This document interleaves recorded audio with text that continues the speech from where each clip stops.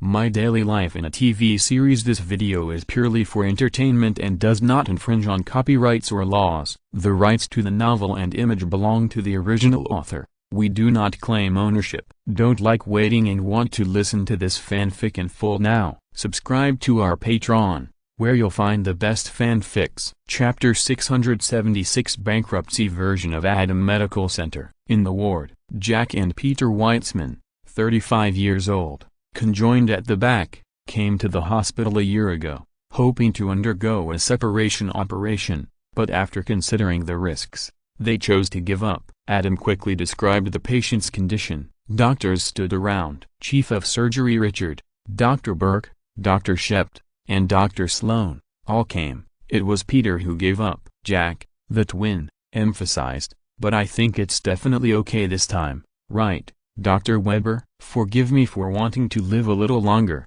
even if it's just to be with you." Peter, the twin, said self-deprecatingly, "The risk remains the same." Richard, the chief surgeon, habitually took off the responsibility first, and then encouraged the patient. "But what's different from a year ago is that we have two top doctors in our medical center. One of them is Dr. Derek Shept, a top doctor in the field of neurosurgery. The other is Dr. Mark Sloan, a top doctor in the field of plastic surgery." Jack, Peter, "With the two of them, plus Dr. Burke and I, the success rate will be greatly improved." "You came at the right time, thank God." Jack was overjoyed. "I believe this will be successful, because one thing after another is God reminding me that it's time." "Huh?" Everyone looked at him in confusion, but as the door was pushed open and a woman walked in, everyone understood. Richard, the chief surgeon, couldn't help but curl up his lips, because this indicated that this operation was basically a done deal.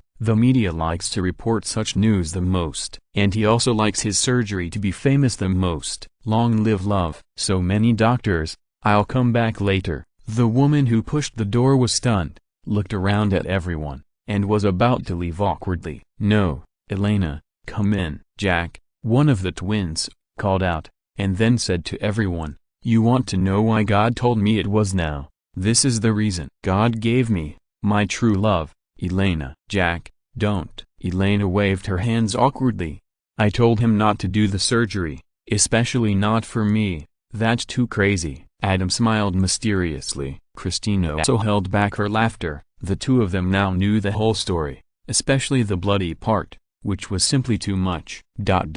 Peter said that the surgery might cause paralysis, and they might die. Elena looked at everyone. "Death is not scary," Jack interrupted. "You don't know what it feels like to be connected to others every day, without a trace of your own space, and unable to own something that belongs entirely to you. That feeling is not much better than death." "Stop talking," Elena advised. "I think this is good, don't take risks for it." "Good?" Jack exploded. "We have an agreement. When one of us goes on a date to eat, the other has to sit quietly and not make a sound." "I tried," Peter shouted, "but sometimes you talk to her in a perfunctory way." "It's none of your business," Jack said angrily. "Why is it none of my business?" Peter retorted. "I was there too." "Is this the reason why you completely destroyed all our agreements?" Jack was furious. "Then what agreement do we have?" "We agreed not to look, talk, or touch." "You didn't even keep any of them." "That was an accident," Peter said with a guilty conscience. Everyone looked at each other and showed a look of understanding, especially the LSP Mark Sloan, who smiled with the same smile as Adam. "He's just defending me. I think it's good," Elena advised. "You can't talk to him anymore," Jack shouted. "What?" Elena couldn't accept it. "I don't even have the right to be friends with anyone." "Jack, I really don't care. How can it be okay if he touches you when you're not wearing clothes?" Jack couldn't accept it. "I really don't care." Elena glanced at the doctors who were trying their best to maintain their professionalism, embarrassed for a moment, gritted her teeth, and released her nature. "It's no big deal. On the contrary, I think it's sweet." "Wait." Jack looked at Elena like this, and suddenly realized that she didn't say this to smooth things over. But she seemed to really think so, and was stunned. "Do you like that? Do you enjoy it?" As soon as the voice fell, the air in the whole place went from quiet to dead silence. Everyone looked at Elena. I love you, Jack." Even though Elena had gritted her teeth and released her nature, Facing such a heart-touching question and feeling everyone's gaze, she still stuttered. "You are a great man. When we were flying for love, I had never had this experience before. It felt really good. When you fell asleep, Peter and I chatted, just pure chatting. I liked it very much." Everyone showed a knowing look. Christina's eyes were full of thoughts. Many women complain that men are crazy before and wholly after, but with Jack and Peter, Elena can completely ignore Jack, who is in the deepest state of meditation after the event. She can have Jack's madness and Peter's intimate blue face at the same time. Just now, Adam and his friends met Meredith and told her this explosive gossip. She was completely envious and jealous, because the first thing she thought of was that if it was her, she could use some gentle means to conquer Jack and Peter, and she could recover infinitely and have a bankrupt version of Adam. No wonder Elena didn't care. No, no, no. Jack shook his head immediately after hearing this, unwilling to accept it. "Elena, you can only choose one, him or me." "What?" Elena was shocked, because this was the scene she hated to face the most. The painful experience of being forced to make choices as a child resurfaced in her mind. "We have to do this operation. You can't have both of us at the same time," Jack shouted.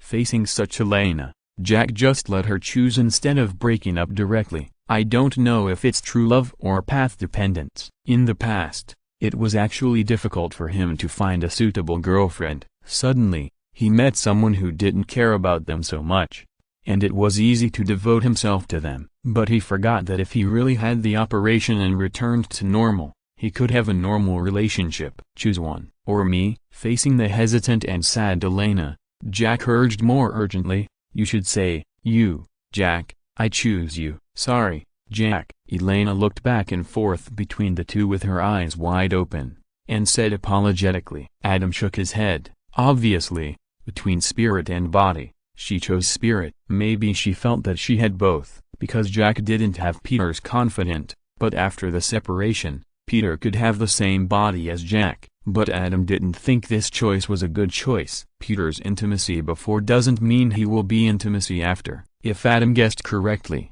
Peter would not necessarily do better than Jack after the separation, because Peter's intimacy before was based on Peter's inability to put down his butcher knife and become a Buddha. At that time, Peter was actually in a state of madness, but it was mental madness. The external manifestation was that he was particularly gentle and caring to Elena, and was willing to chat with Elena until the end of time. But men's words are deceiving. Any man who cannot become a Buddha is not a manifestation of a caring and good man like Peter. Chapter 677 Max, are you going? Medical Center. Elena. Peter was overjoyed to see Elena's choice. Then, Jack, furious, swung his elbow and hit Peter in the face. Peter had no way to avoid it, but Adam easily blocked Jack's elbow and held them down to calm them down. He was the attending physician. All the bosses were watching. After a while, Jack calmed down completely under Adam's persuasion. He kept silent with a cold face,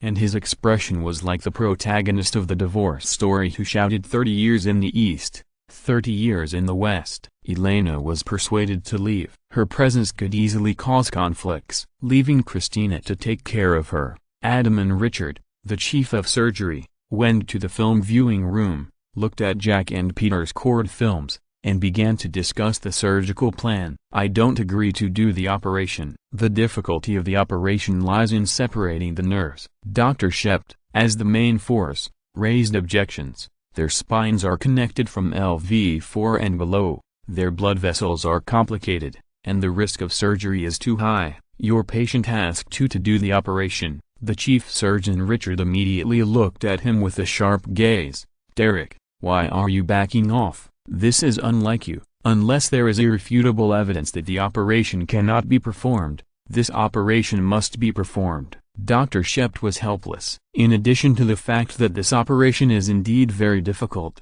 he also needs to cooperate with Dr. Sloan, which makes him very uncomfortable but unable to say it out loud. Now the chief surgeon Richard is determined to do it. He can only try. This is a difficult and large-scale operation. Everyone moved to the practice room and made a model for practice. "Once we cut this artery, all nerves will lose sensation in less than 2 minutes," Dr. Shept explained while communicating. I believe we have enough nerve transplants to make up for the lack. We can definitely do it. Mark Sloan looked at Dr. Shep with burning eyes. It was full of the meaning that we are finally fighting side by side again. This made Dr. Shep even more upset. Damn it. Dr. Shep's operation ended in failure. The nerves in the human body are more fragile. If this is a matter of life and death, then we will give it a try. But it is obviously not now, and it is not worth taking the risk. As he said that, he put down the surgical instruments. Dr. Shep, can I try? Adam asked.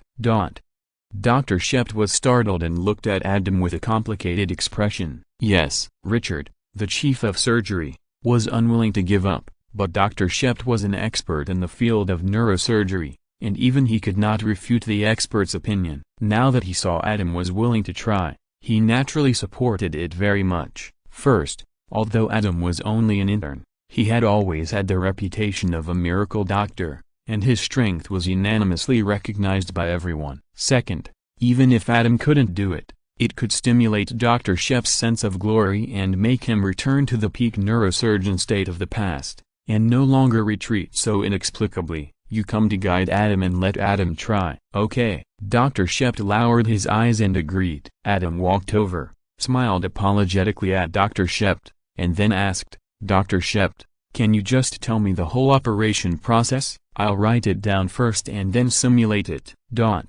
Everyone's mouth twitched. For Adam's super talent, even if they were all top doctors, they were envious. Under the gaze of Richard, the chief surgeon, Dr. Shep could only suppress his irritability and tell the whole operation process he imagined. Adam asked some details. Dr. Shep gave an answer. Then, Adam stood there and closed his eyes. The reason for closing his eyes was not that opening his eyes would affect Adam's simulation of the whole process in his brain. It was just for show. Otherwise, outsiders would not know what happened. A simple action of closing eyes can let others know what Adam is doing. Now it has become a trend. Many doctors like to close their eyes for a few seconds before surgery, and then open them again, eyes shining, as if this can help them. Richard, the chief surgeon, showed an expectant look. Obviously, he had heard of this rumor. Adam took the surgical instruments and began to simulate the operation. The process was so smooth. The place where Dr. Shep had made a mistake just now was perfectly handled by Adam. Quick and good. Dr. Shep's face showed a layer of helplessness. Perfect. When Adam finished the surgical simulation, Richard, the chief of surgery, was the first to applaud. Adam showed a reserved smile. Derek, with Dr. Duncan's cooperation, there are no problems now, right? Richard, the chief of surgery, smiled. No. What else could Dr. Shep say? Well, Richard, the chief of surgery, wanted to announce the result. Director, Adam interrupted. Can Dr. Sloan also talk about his surgical process? After all, he is responsible for providing enough transplanted nerves. I will also simulate it and be prepared.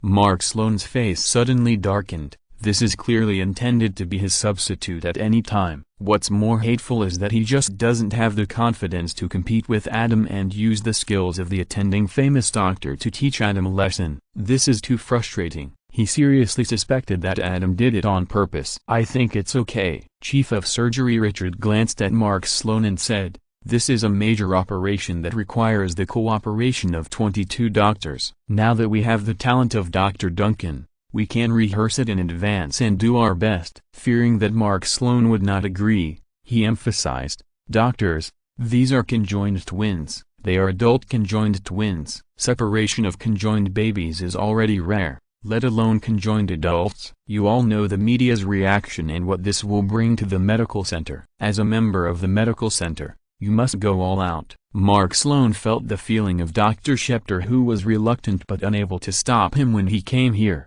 The surgical practice lasted for a long time. The result was ideal. Adam received a call from Max on his way to the ward to make the final confirmation with the patient. Ask me to go horseback riding together? Adam asked in surprise. With Carolyn? Yes. On the other end of the phone, Max complained. It's real horseback riding, not the kind you imagine. Caroline has a pet horse named Lebao. We are going to the horse farm to see it. Do you want to go? Well, Adam hesitated. When are you free? Max asked. Carolyn is still working as a waitress and can leave at any time. Max basically paints at home and has free time. Is it urgent? Adam pondered and said, I've been busy recently. I have an exam soon. This exam is very important. Otherwise, you can go with her. Can't she afford Liebau's venue fee? You can help. Really not going? Max sneered. Are you sure? Not sure. Adam was immediately shocked when he heard Max's tone.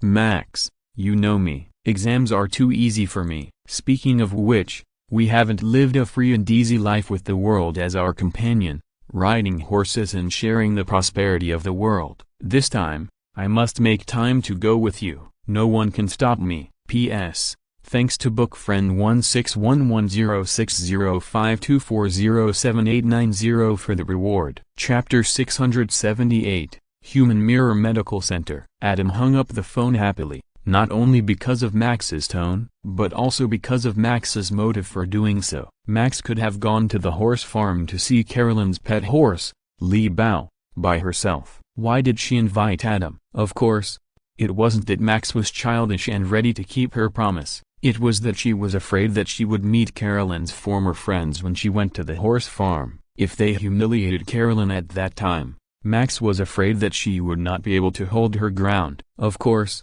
if they were in ordinary life occasions, they would be directly knocked out by the poisonous tongue and dirty joke queen. She, Max, directly protected poor Carolyn, but in places like the horse farm, Max, who had not really lived a rich life, was still a little insecure and timid. There are naturally people who can do things without knowing anything but can express themselves freely and are not afraid of any occasion. But it is definitely not Max, who is embarrassed to give a business card to an employer with whom she has a good relationship. In order to protect Carolyn, Max naturally pulled in the biggest thigh, Adam. As long as Adam is there, she believes that no one can humiliate them. She had the confidence to casually raise her middle finger to those bitches who once looked up to her. As for why Adam was happy, it was naturally because Max was willing to do this for Carolyn. What a kind-hearted and lovely person. Adam was relieved that their sisterhood was not broken because of his butterfly flapping wings. That's it. In fact,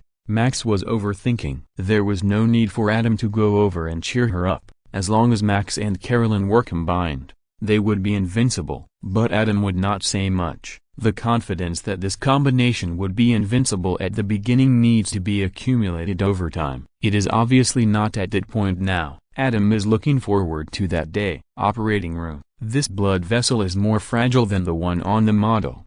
Dr. Duncan, are you sure you can do it? Dr. Shep looked at Adam seriously. Yes. Adam nodded. I'm not sure this is a good idea. Dr. Shep hesitated. We need to make a decision now. Richard, the assistant chief of surgery, said in a deep voice. Derek, you are the main surgeon. You make this decision. Although the most delicate and dangerous part of the next operation was to be handed over to Adam. Richard, the chief surgeon, also recognized Adam's level. But Adam was only an intern after all, and he had no right to take responsibility. At this point, the decision could only be made by Dr. Shep, the chief surgeon. Dr. Shep believed in Adam, so he took the pressure for Adam and let Adam do it. Dr. Shep did not believe in Adam, and he did not have the confidence to do it, so he had to terminate the operation. This is the most basic procedure. Even if he is the chief surgeon, even if he really wants this operation to succeed,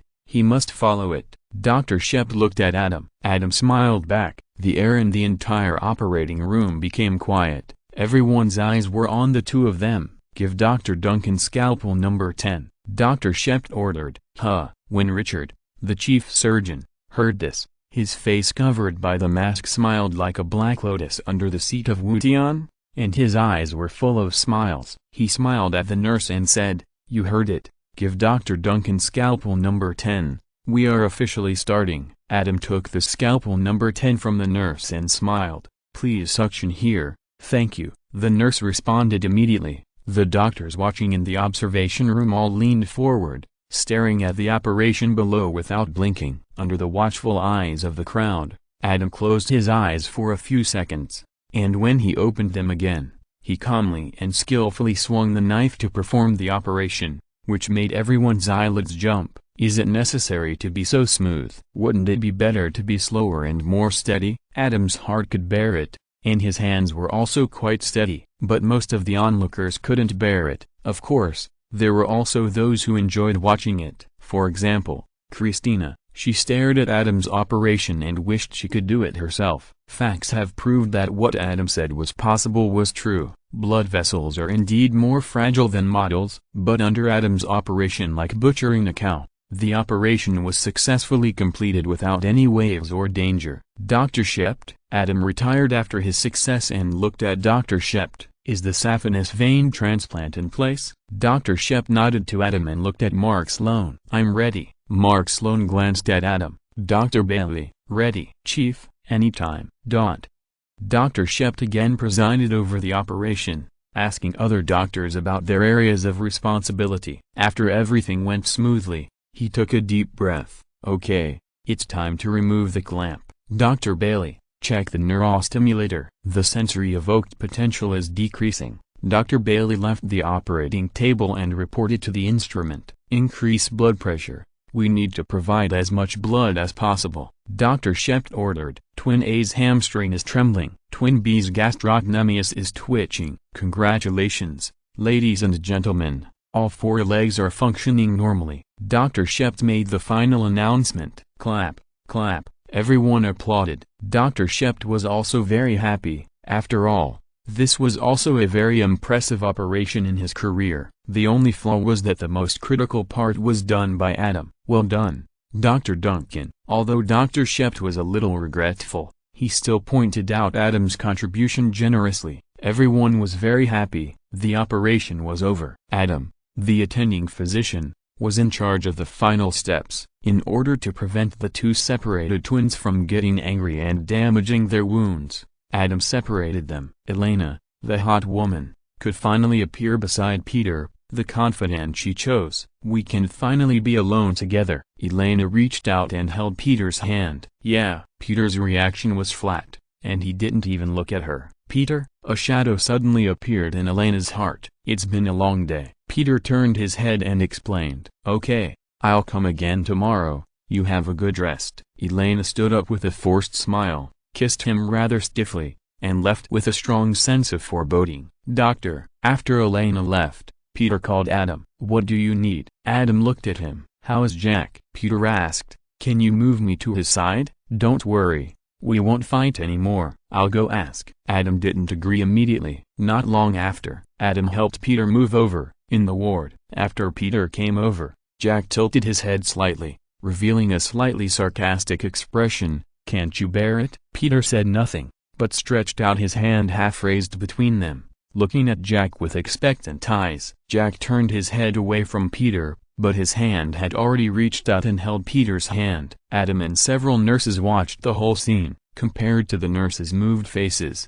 Adam's expression was a little strange, but he said nothing, and he also felt something from this incident. Jushiran said, learn from history and people as a mirror. After this twin separation operation, Adam's perspective couldn't help but shift to Elena. This reminded him of Max and Carolyn, so he secretly warned himself, stay steady, don't waste time. Chapter 679, Night Chat with Max about Carolyn. Nightfall. Max's apartment. Wait. Max stretched out his hand to stop Adam. We haven't talked about business yet. What business? Adam looked at Nexon in confusion. What do you think? Max turned Adam's head straight and forced their eyes to meet. You said you wanted to go to the horse farm to see Carolyn's pet horse, right? Adam couldn't help laughing and said, I see.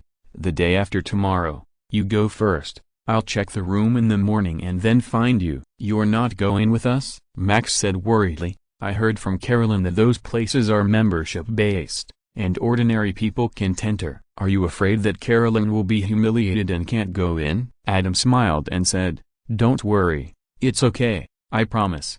You promise? Max was still a little worried. I promise. Adam raised his right hand and swore seriously, in the name of Naxam. You really give me face. Max rolled his eyes. Thank you on behalf of Naxam. That's it, Adam said with a smile. Your way of thanking me is too insincere. I don't expect you to be sincere or take many substantive actions, but verbal thanks should be sincere and touching enough. right? Forget it then. Max lay down. I won't represent Nexam anymore. You can find someone else to look for, okay?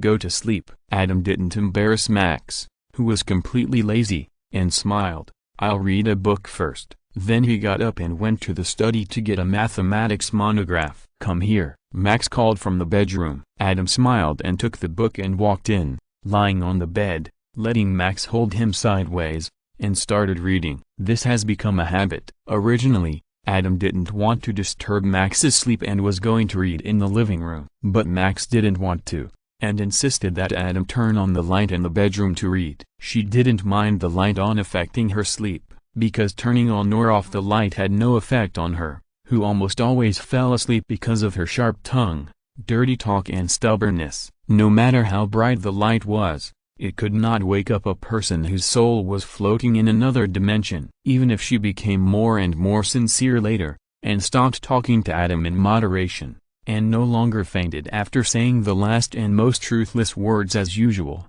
she could still chat with Adam calmly. She also did not let Adam go to the living room to read, and would rather use Adam as a pillow. Double the 3 points in a straight line. Max hugged Adam tightly, his face full of comfort. If it were an ordinary person, he would not be able to enjoy this treatment, because the normal body cannot withstand such a long hug. For details, you can refer to Ross and Rachel. Ross even invented the hug and arm method for this. That is, wait for Rachel to fall asleep first, then turn sideways and hug Rachel, drive Rachel's body to flip to Rachel's side, and release the arm pressed by Rachel. After that, you only need to gently pull out the remaining palm part to separate perfectly, and sleep on your own. Of course, in order to deceive Rachel, it is best to hug Rachel again after waking up, creating a sweet illusion of hugging and falling asleep all night. Ross, an honest man who had only experienced a lesbian wife before, he was still honest at that time, was forced to create this method. You can imagine how difficult it is for men. Adam had several friends in his previous life who were victims of this. His arms could not bear the tenderness that his girlfriend wanted. One by one, they complained from the bottom of their hearts. TV dramas are all lies. Damn, hugging and falling asleep every night. Isn't it nice to sleep alone afterwards? Give me some space. Stay away from me, okay? But in this life, Adam, who has a system and greatly improved his overall attributes, can easily enjoy this sweetness and tenderness. It's really enjoyable. Caroline is really amazing. Max hugged Adam's body, closed his eyes and murmured with a look of enjoyment. What do you mean? Adam said casually. I went back to her mansion with her a few days ago to help her get some things. Max opened his eyes and looked at Adam with his head half up.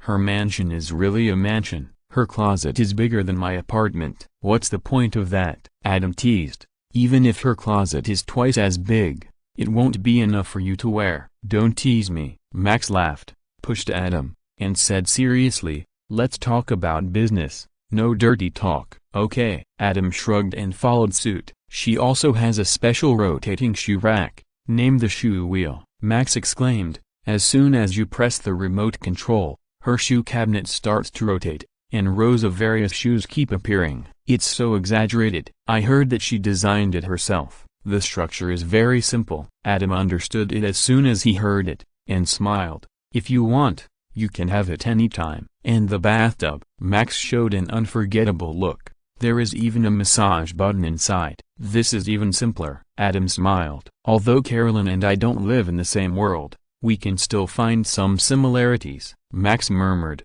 I grew up without a father, and she grew up without a mother. We have the same favorite songs, and we danced together in her mansion. In the end, the alarm was triggered, and everyone ran out wearing a lot of clothes. Don't do this next time. Adam put down the book, looked at her, and reminded her, you are no longer the penniless and bankrupt girl you used to be. It's okay to help Caroline to the best of your ability, but it's best not to do things that break the law. I know. Max and Adam looked at each other and nodded in agreement. If it was before, she didn't care about these things. But now, even if she doesn't care, Adam will always come forward if something goes wrong. She doesn't want to cause trouble for Adam. That's right. Adam touched Max's head. Carolyn is not as pitiful as you think. A lean camel is bigger than a horse.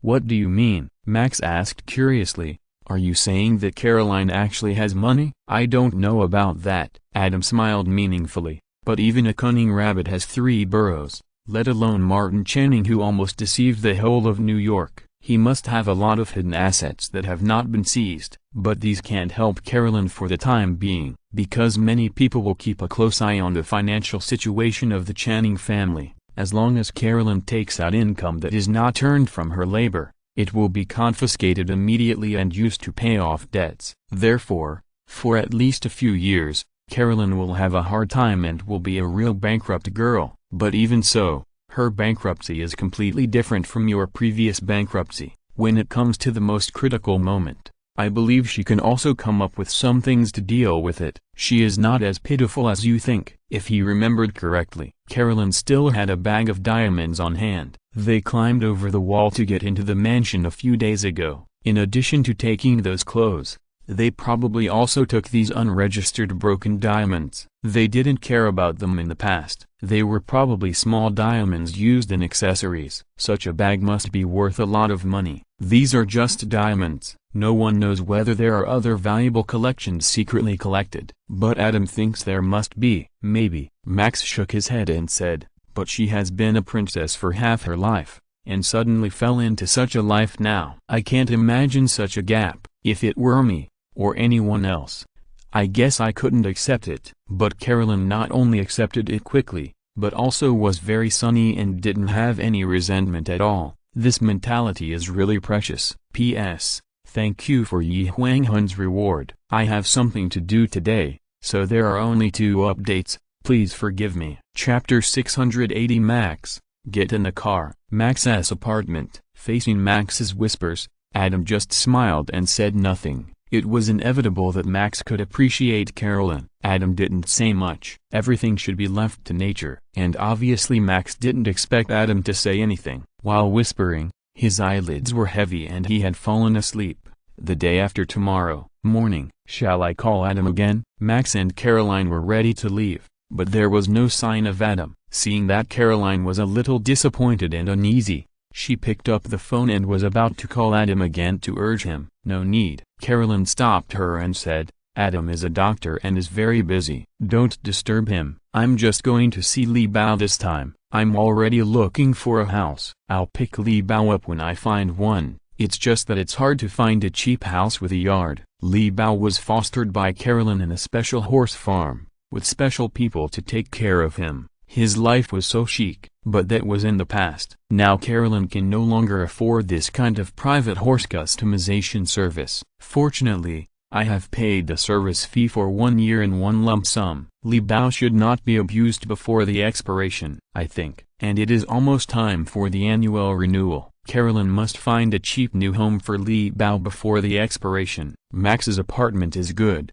but there is no yard, so Li Bao can't settle down. Damn, Max cursed. When I bought the apartment, I liked one with a yard, but Adam said that the environment on the first floor is not good. Not only is there a lot of people coming and going, but there is also the risk of falling objects from high altitudes. He didn't let me buy it. Otherwise, Li Bao doesn't have to worry about having no home now. Caroline almost cried when she heard it. If she wanted to rent, she would definitely rent this kind of house. Thinking about her Li Bao staying in the narrow backyard is already distressing enough for her. She didn't expect that there is also the risk of being hit by falling objects and dying at any time. Zhu Shiren said, poverty limits imagination. But Trenchuzhu also said, why not eat meat porridge? Wealth also limits imagination. Li Bao is the BMW that Caroline's father bought her when she officially entered puberty. It is not only of great significance, but she has also raised it for 9 years and has enough affection for it. According to the American TV series, Li Bao is also Caroline's family, and it is the only family member that Caroline can stay with her now. Naturally, she can't bear to see Li Bao living in such a dangerous environment. Don't worry, we will find a good home for Li Bao. Max comforted. At worst, I will sell the current apartment and buy a single-family house in the suburbs. American single-family houses have front yards and backyards. Let Li Bao settle down in the backyard. Although the site is a bit small, It is still okay. It is bigger than the backyard of the first-floor apartment in the city, and the most important thing is that there is no risk of falling objects from the apartment building. Is it okay? Carolyn looked at Max, who was about to sell his house and buy a house for her without saying a word. Why not? Max waved his hand generously. It doesn't matter where I live. The environment in the suburbs is better and more suitable for my creation. I bought this apartment before to be closer to Adam and to facilitate his access. What about now? Carolyn apologized. It's no longer necessary now. Max looked at her with a smile. Believe it or not, we are now moving directly to Hollywood, the westernmost city thousands of kilometers away. Adam will still come here on his own initiative when he has time. Max. Carolyn obviously understood, smoothed her flowing blonde hair, lowered her head and said, I'm embarrassed by what you said. Okay, let's not talk about it. Max shrugged and said, let's not let him be proud. Anyway, as long as you don't want to, there's no problem. Caroline glanced at Max's indifferent expression, and countless audio clips that made her blush flashed quickly in her mind, and her thoughts were flying for a while. Hi. Max saw Caroline blushing and thinking, so he stepped forward and pinched her face, waking her up. Don't think about the sandwich. We should go. Max. Caroline really couldn't stand Max's venomous tongue and dirty talk this time, and her face flushed red. What's wrong? Max spread her hands innocently. Don't say that. You rich girls haven't tried that kind of high and cool state. Oh. Caroline was stunned, and then she realized what Max was talking about, and said awkwardly, are you talking about the kind of sandwich you eat during college? That is the tradition of college in the American TV series, the kind of sandwich with toppings that Matthew and Ted ate together on the first day, and they knew to smile silly after eating it. It is said that this tradition has increased year by year, and soon exceeded 50%, and it is soaring all the way to 100%. Those who understand will understand. Max had tried it when he was in the bottom before, but after meeting Adam, under Adam's repeated reminders, he said goodbye to these dregs completely. Besides, Adam is not addicted to this kind of thing. If she wants to quit, it's Adam. What else? Max laughed. You are blushing in a daze, looking so happy, just like the reaction of eating a special sandwich. You're not missing this. Is there anything else? Max. Carolyn's face turned red, and she ran away with her face covered. Although she is also an old driver, she still has to maintain the style of a princess. She must be reserved. How can she compare with Max, who speaks poisonous and dirty jokes casually? Wait for me. Let's go together. Max laughed and chased after him. Hurry up and get in the car. Max drove the car to catch up with Caroline, who was walking in front, honked the horn and invited her. Although Caroline was embarrassed by Max's teasing, she still got in Max's car and drove to the suburbs. She is a Manhattan girl, and her own manor mansion is naturally in Manhattan. In theory, she can always keep chestnuts at home, but the way the rich play is obviously not like this. One's own manor mansion is for oneself to live in, so it is not appropriate to raise horses, and this problem is easy to solve. Just buy a special horse farm estate in the suburbs. Whenever you want to ride a horse, you can stay there for a few days. Usually, there is a special team of horsemen to take care of your BMW. This kind of horse farm estate,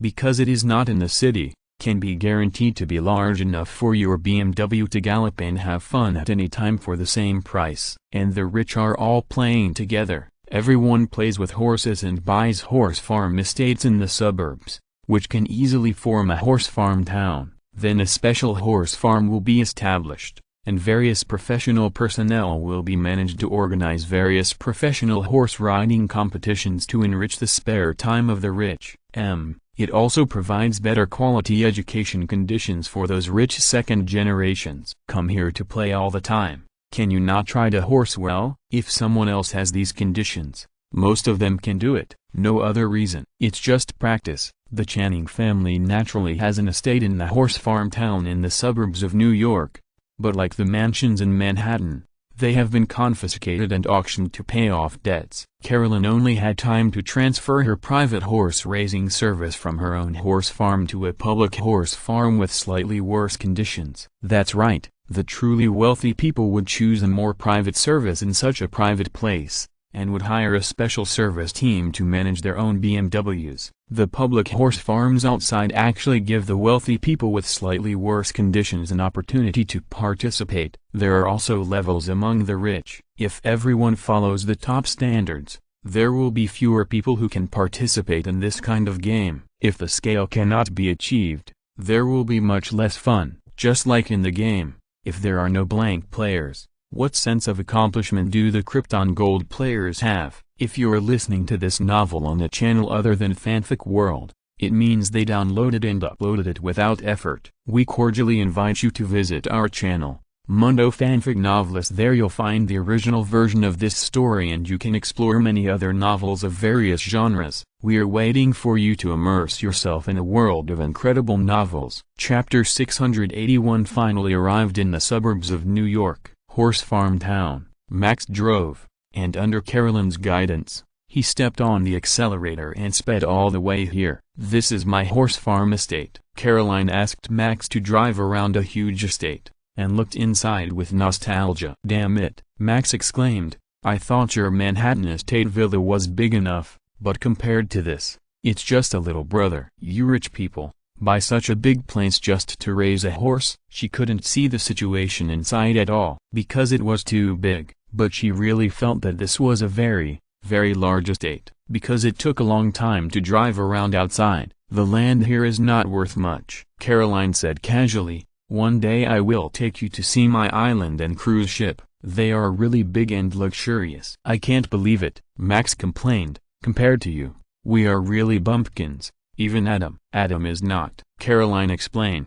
"Although his wealth is not as good as my family's peak, he can also be ranked among the rich. He started from scratch, but he is not interested in this kind of luxurious lifestyle." "Many rich people who started from scratch have the habit of frugality, which is normal." "How can you say they are unsophisticated?" "Because compared with us, the second generation and the nth generation of the rich who rely on their parents, if Adam and his family really become rich, they will be really rich and inhumane. People like us can only look up to them." "Really?" Max was half believing and half doubting, because although Adam was generous to her, he did not show the ability to be extravagant beyond her imagination and daily life. And Carolyn, with just a few words, or even without saying a word, just took her around, and let her feel the extreme luxury coming to her. She was not sure if what Caroline said was true or not. "Really?" Carolyn looked at her with envy. "Adam is different, completely different. People with Adam's wealth are either old and decrepit after a lifetime of hard work,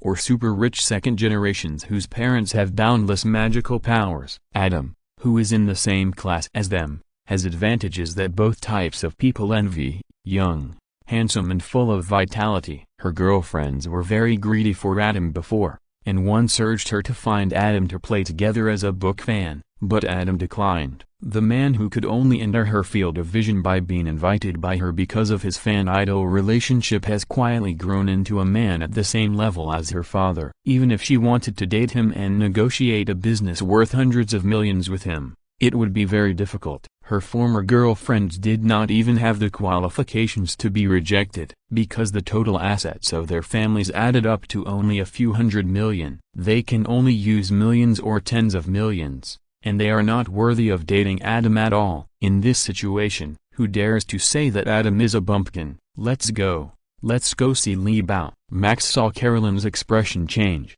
mostly sad, and quickly changed the subject. "Okay." Carolyn gathered her feelings and instructed Max to drive to the horse farm. The manager of the horse farm, seeing Carolyn, did not do anything excessive, and smiled very professionally. "It's okay," Max and Caroline whispered. "I thought there would be some embarrassing behavior. I was worried about you for a long time." "David is a professional. I'm not worried." Carolyn looked left and right, and whispered, "I'm worried about others. Max, help me block them. Don't let those people see me, unless you lower your head and come over." "How can I block you?" Max looked up at Carolyn, then lowered his head to glance at Adam's favorite, and he started to speak poisonous and dirty jokes. "Caroline has a long leg, much taller than Max, and he can't block it at all." Well, Isn't this Carolyn Channing? A slightly exaggerated female voice sounded. Max looked sideways and saw a group of girls coming over with malicious intent. The leading rich girl stared at Carolyn very happily and proudly. The Channing family has cheated everyone, and they still have the nerve to show up here? In my opinion, the daughter should pay off the father's debt, so you should also be put on the auction floor. At least you can get a few more dollars. Ha ha ha. That's right, I will also go to support you when the time comes. The rich girls echoed the leading girl and laughed. Why, are you all lesbians? Max immediately stood in front of Carolyn, looking at the rich girls with her head held high, and mocked. You licked enough before, and now you can't wait to try the feeling of being licked. Who are you? The leading rich girl looked at Max unhappily. I'm Caroline's friend. Max raised her chin. What? Max. Caroline was very touched, and raised her head from lowering, and whispered, thank you, but don't quarrel with them for me. Are these bitches your former friends? Max looked at Carolyn distressed. No. Caroline shook her head and said, I don't know them at all. I guess they wanted to join our circle of friends before but failed. So that's how it is. Upon hearing this, Max looked at the rich girls with disdain. I thought they were such great rich girls who were eager to change their positions, but it turns out that they are some nobodies who couldn't even lick Carolyn before. The rich girls were immediately furious. There is no way. This is their biggest weakness, especially the rich girl in the lead. Other rich girls don't even have the right to fantasize, which is fine, but the rich girl in the lead has the best family background among the group. Otherwise, she wouldn't be the leader. At the beginning, she also wanted to apply for Carolyn's circle of besties excitedly, but she didn't even make it to the second round and was directly rejected. There is no way. The level of her family is still too far from Carolyn. This is the biggest setback in her princess career, and it is also regarded as the biggest hate of her life by her arrogant heart. Therefore, when Channing's scam was exposed, she was happier than anyone else. Meeting the down and out Caroline in such an occasion made her feel happy from the bottom of her soul, but she never expected that before she could completely break down Caroline, who had been humiliated by her, she was broken down by this cheap friend of Carolyn who appeared out of nowhere. Where's David? Go find David. Why are you letting anyone in? The rich girl in the lead screamed. I'll go get him now.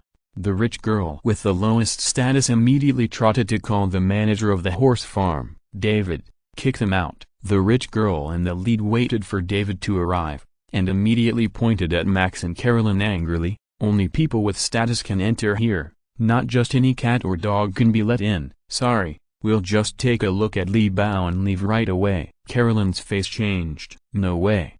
The rich girl in the lead sneered. How many people here are victims of Channing's scam? Why don't you kick this Channing out immediately? What are you waiting for? Who wants to be here? Max said disdainfully. With you here, people coming in and out are not considered to be of status. Sorry, Miss Bree. The manager of the horse farm heard it and immediately said, you are all distinguished members here. We can't drive anyone away. What? Miss Bree. The rich girl in the lead shouted. Carolyn Channing is still your distinguished member? It's Miss Black. David, the manager of the horse farm, looked at Max. She is the owner of Channing Manor. Oh, no, now Black Manor, and the most distinguished member of our horse farm. Everyone. Max. Please, thank you for the reward from Mysterious Rangeress. I'll see if I can code out the other one chapter in the evening. It's almost the new year, and I have a lot of things to do. Please forgive me. Chapter 682 The Glory of the Tang Dynasty, Suburban New York. Suburban New York, horse farm town. What? The rich girl in the lead was stunned for a long time before she pointed at Max and said in disbelief, Her? Yes, it's me. Although Max was also a little confused, she was also a little confused when Carolyn whispered in her ear, now you know what Adam's arrogance is. She remembered that Adam had told her that it was okay before, so she couldn't help but hold her head high and said again, it's me. No matter whether it was true or not, she would say it first. That's a manor worth $12 million. The rich girl in the lead looked up and down at Max's clothes and decorations, which were not luxurious at all. She was unwilling to believe that Max could buy this manor that she could only think about. That's right. When she knew that Carolyn was down and out, she wanted to take a picture of the top manor in the horse farm town. For this reason, she acted like a spoiled child to her parents many times. But it was useless. It was too expensive. For a house that she would only stay in a few times a year for a vacation, how could the rich girl's father, who was still rational, agree to spend such an outrageous price? If he could do it easily, as his daughter, how could a rich girl not even have the qualifications to enter Carolyn's field of vision? Yes, David, the manager of the horse farm, smiled at Max from the inside out. Miss Black bought the manor and is now the most distinguished member of our horse farm. I don't believe it. How is it possible? How can she have so much money with her poor and rustic appearance? A group of rich girls questioned. It's not that Max is still wearing the yellowish uniform of a waiter. Since meeting Adam, especially after graduating from college and officially working, under Adam's strong request, even if Max is willing to spend a lot of money on Adam. But her dress and appearance have long been very different from the low-level Max in the past. There is no way. Some things are expensive for a reason. For example, when Adam took Max to Caroline's coming-of-age ceremony party, he tore up countless evening dresses. This money, no matter how distressed Max is, can't be saved. Over the years, Max's vision and taste have naturally improved rapidly in Adam's money-tearing behavior. She can't be compared with those top socialites, but she definitely has nothing to do with the poor and the rustic. The reason why these rich girls said this, in addition to hostility, is because Max does not have the temperament of a socialite. And these socialite temperaments, whether they have them or not, are too eye-catching for those who are in this circle, and they can be seen at a glance. Walking, smiling, waving, every move, must have a taste of the inside. Obviously, Max, who has been in the lower class since childhood, has already formed her own unique worldview, and with Adam's support for her to be her own, naturally has no taste of the inside. The habit she developed by fighting and fighting is a sword-like approach, but Adam just likes this kind of unpretentious and sharp display. Buzz buzz buzz. The buzzing sound of a sports car came from afar. Adam came late. Dr. Duncan, David, the manager of the horse farm, brightened his eyes and greeted him. Max was too lazy to argue with these rich girls, and was pulled by Carolyn and walked over. So it was him. No wonder. No, why would he like such a tasteless woman, just because she's cruel? So she's a prostitute who relies on her connections. Huh, two of them at once. Damn it, are they worth 12 million? Yeah, not at all. I thought he was so great, but it turns out he's blind and doesn't understand our benefits. He actually went to find someone like them. He's really tasteless. It's normal. It takes 3 generations to produce an aristocrat. A bunch of rich girls were envious and jealous. Adam's face was very familiar to them, and it was also a high-frequency object of their daily gossip, so there was no need to say anything more. They had already been familiar with all the information that had been spread. When Adam came, they no longer doubted the authenticity of the purchase of the Cayenne family manor, but were just jealous that Adam actually spent 12 million to buy such a luxurious manor for a woman they didn't like. This was totally unbearable. They felt that they were more worthy of Adam spending this money on them. Even if Adam didn't spend money on them, just based on his face, they would spend money on him instead, and they felt that it was okay. The pros and cons of this are enough to make them jealous. Why? Just because you are so cruel? With 12 million. Anyone can be more cruel than you. You can be as cruel as you want. The rich girls left cursing. They are not idiots. They know who can be confronted and who cannot. Adam, who is richer than their fathers combined, is obviously the real father, and he must not be confronted in person. Staying any longer is just asking for trouble. Several rich girls with worse conditions secretly looked back when they followed the big sister, glancing at Max again and again, with sparks of wisdom in their eyes. Oh, man. The manager of the horse farm exchanged a few words with Adam, and then left tactfully. Adam, did you buy Carolyn's manor? And it cost 12 million? Max asked the doubts in his heart. Yes. Adam smiled and said, it doesn't take time, so I made you wait until today. Are you sick? Max complained distressedly. Just for a sandwich. Is it that bad? And you changed the name of the manor to Black Manor. I don't need you to worry about it. You just need to deal with Carolyn, Max. Caroline was still melancholy about the name change of her own horse farm manor, and her face turned red after hearing this. She didn't dare to look at Adam and shouted in a scolding tone, "What's wrong?" Max spread her hands and said, "Adam spends money so recklessly, and in my name. Can't I say a few words?" Usually, she would stop Adam from buying things for her. She didn't know how much money Adam had, but no matter how rich he was, he wouldn't spend it like this. He directly spent $12 million just to show off and have an extra dish for dinner. Adam didn't feel distressed, but she did. He just wanted to have an extra dish for dinner. If she had known this, she would have fed the dish to him personally. Why spend this in vain? Anyway, she was losing weight. "Believe me, this is not a waste of money," Adam explained seriously. "This is an advance payment of your bonus. You can pay it back by drawing Peppa Pig in the future. This is an investment, which is better than spending it without knowing it. Besides, not only does Carolyn's Liebau need a manor to have fun, I also plan to raise a few horses, and come here to play and relax when I have time."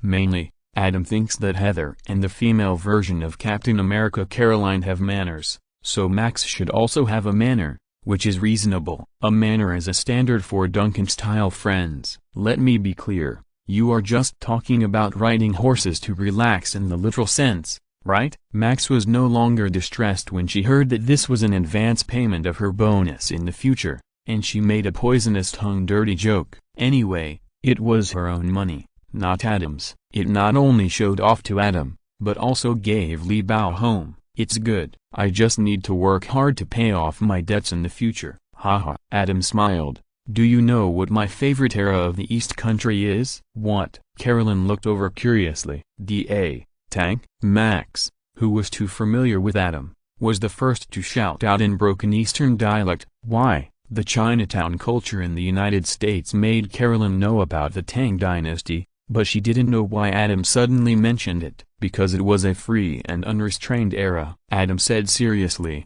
"Okay, let's go see Liebau first, and then I'll take you horseback riding, Max, and we'll ride to the manor together. I heard that it's very big and beautiful." Chapter 683, Traveling across the Jianghu and horse racing town. After Adam and Max finished talking dirty, they went to the stables under the guidance of Caroline and met the legendary BMW Chestnut.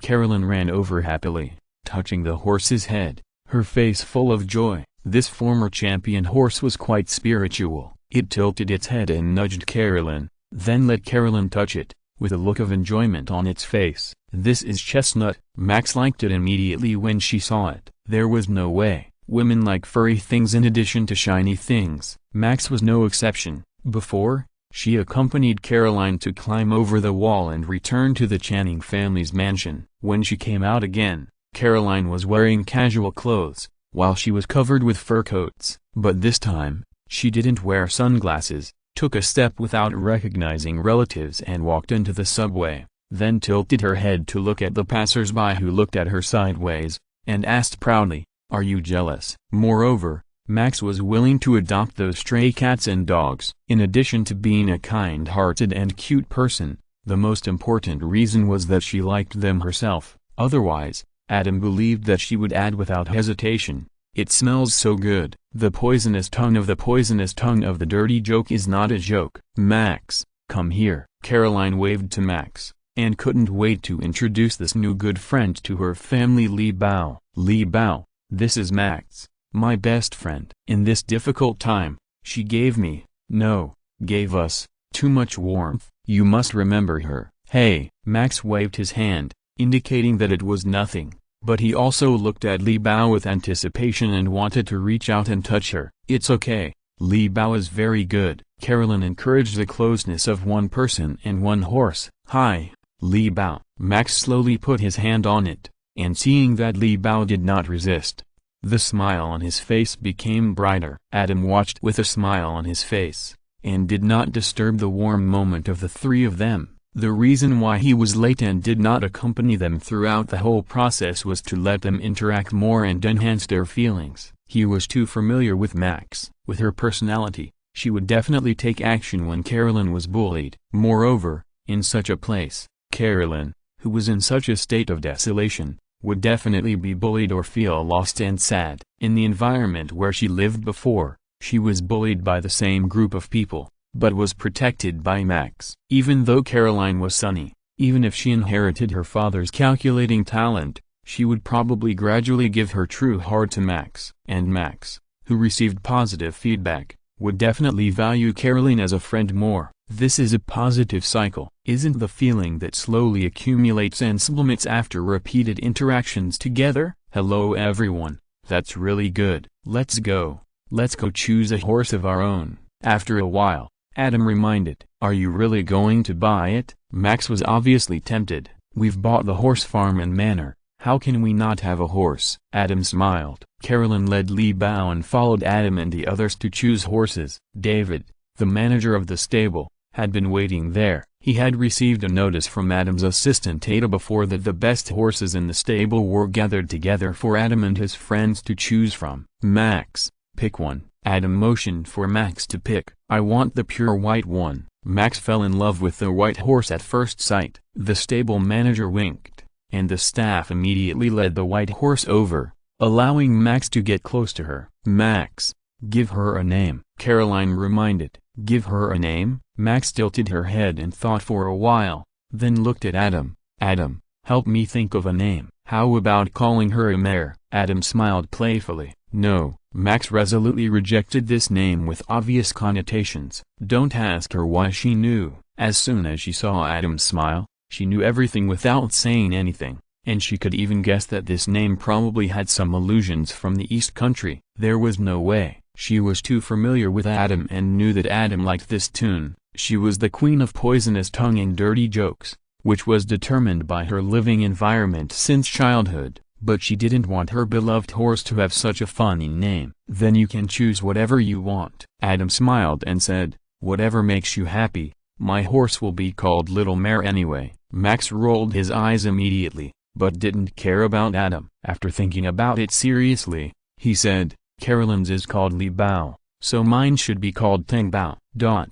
Adam looked at Max speechlessly. This name is just the same as the Little Mare. How is it? Max looked at Adam and Carolyn expectantly. Very good. You are worthy of it. Caroline and Adam gave a thumbs up. Okay then. Max ignored the teasing in Adam's eyes, touched his white horse happily, and announced, from now on, you will be called Tang Bao. Adam also chose one and suggested leaving. Carolyn climbed on the horse. Adam also rode on his beloved Little Mare, stretched out his hand to lift up Max, who was restrained and didn't know what to do, and placed him in front of him. I'll teach you how to ride first, and then you can ride your Tang Bao. What about my Tang Bao? Max looked at the empty white horse Tang Bao. I'll help you lead it. Carolyn pinched the chestnut, walked to Tang Bao, leaned over to hold the horse rope, and led Tang Bao to walk together. If you learn quickly, you can ride Tang Bao yourself soon. Adam pinched the horse's belly, and the mare reined and ran out of the stable. Caroline rode the chestnut, and Tang Bao followed behind. Adam rode and taught all the way. It's not like they are going to participate in the competition immediately. It's just a simple horse riding.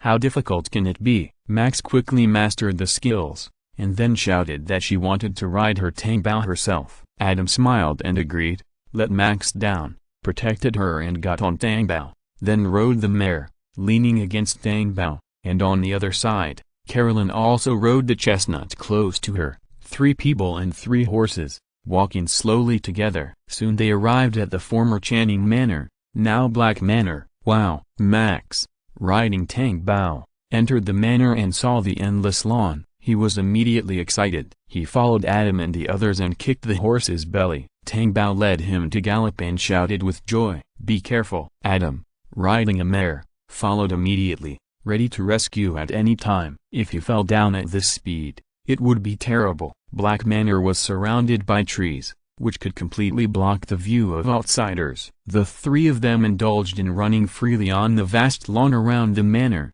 which was very enjoyable. Facing the spring breeze, Adam couldn't help singing the theme song of the TV series Zai Xing, riding a horse on the rivers and lakes. Free and unrestrained in this life, a hero will not bow down for a beauty. His passion is higher than the sky. He is cold and proud. He was made by heaven and earth. He swept away the demons with his sword. He is a young man of integrity. He holds the sword of setting sun and blood. He has a cold moon and frost knife in his heart. He looks down on all the mountains from the top of the mountain. A man should go through the world. It was really worth it for Adam to go through this life. Max had never experienced such a new way of playing, and Tangbao was her sense of belonging, so Max had no intention of stopping. Naturally, she stayed that night. After dinner, Max rested for a while, and then he shouted to ride Tangbao again. Caroline said she was tired and didn't go. Adam rode the mare and followed all the time to prevent Max from falling too fast. Under the moonlight,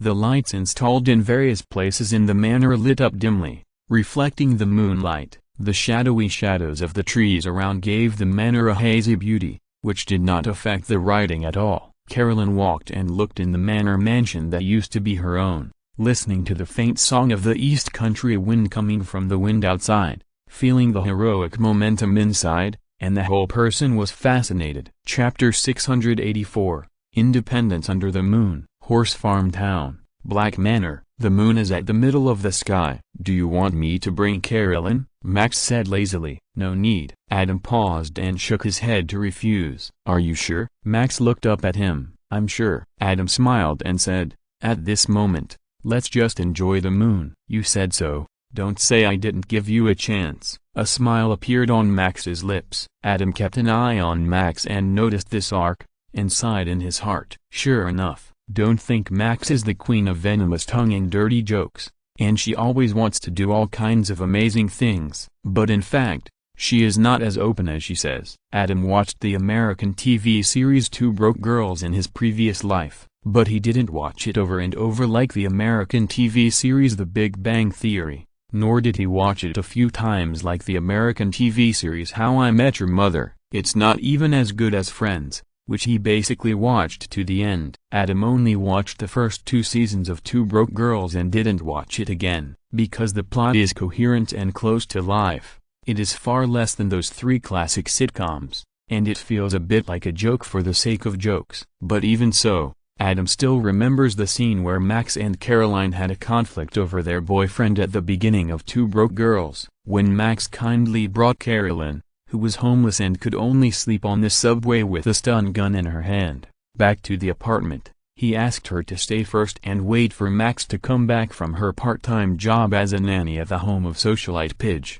and then go to work together. When Caroline was washing the dirty waiter uniform in Max's apartment, Max's boyfriend, who was sleeping on Max's bed in the inner room, got up and saw the long legs of blonde hair and luxurious clothes. He immediately had bad intentions and started to tease Caroline. Caroline was naturally not so tasteless. She drove Max's boyfriend away and went to work in the restaurant in advance. When Max finished her part-time job as a nanny and came to the restaurant, she complained that Caroline didn't wait for her and said that she heard Caroline's miserable situation. Max was talking about hearing the miserable situation of Channing's home described by the socialite employer Pidge. But Caroline mistakenly thought that Max's boyfriend was the first to complain and let it slip. Max was obviously furious. He didn't believe Caroline's explanation at all and wanted to break up with Caroline, if she hadn't found out that her boyfriend had brought other women back to mess around when she was away,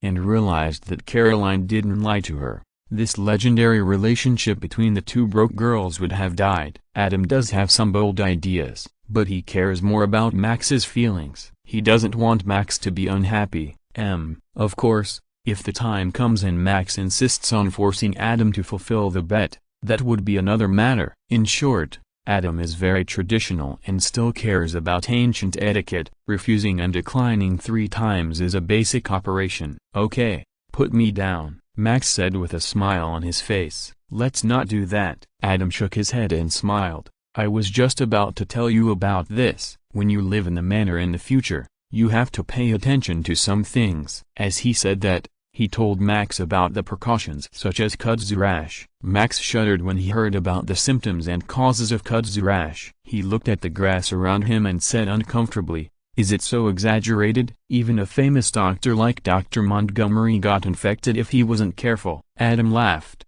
Anyway, You should pay more attention. Once you get infected, you will suffer. Damn it, Max cursed. As expected, everything has its pros and cons. This is the objective law of natural development. Adam comforted, just pay more attention. Is that why you keep hugging me? Max tilted his head and looked at him sideways. What else? Adam, who was standing alone under the moon, shrugged. I thought you were showing off your strength. Max complained. You think too much. Adam said seriously.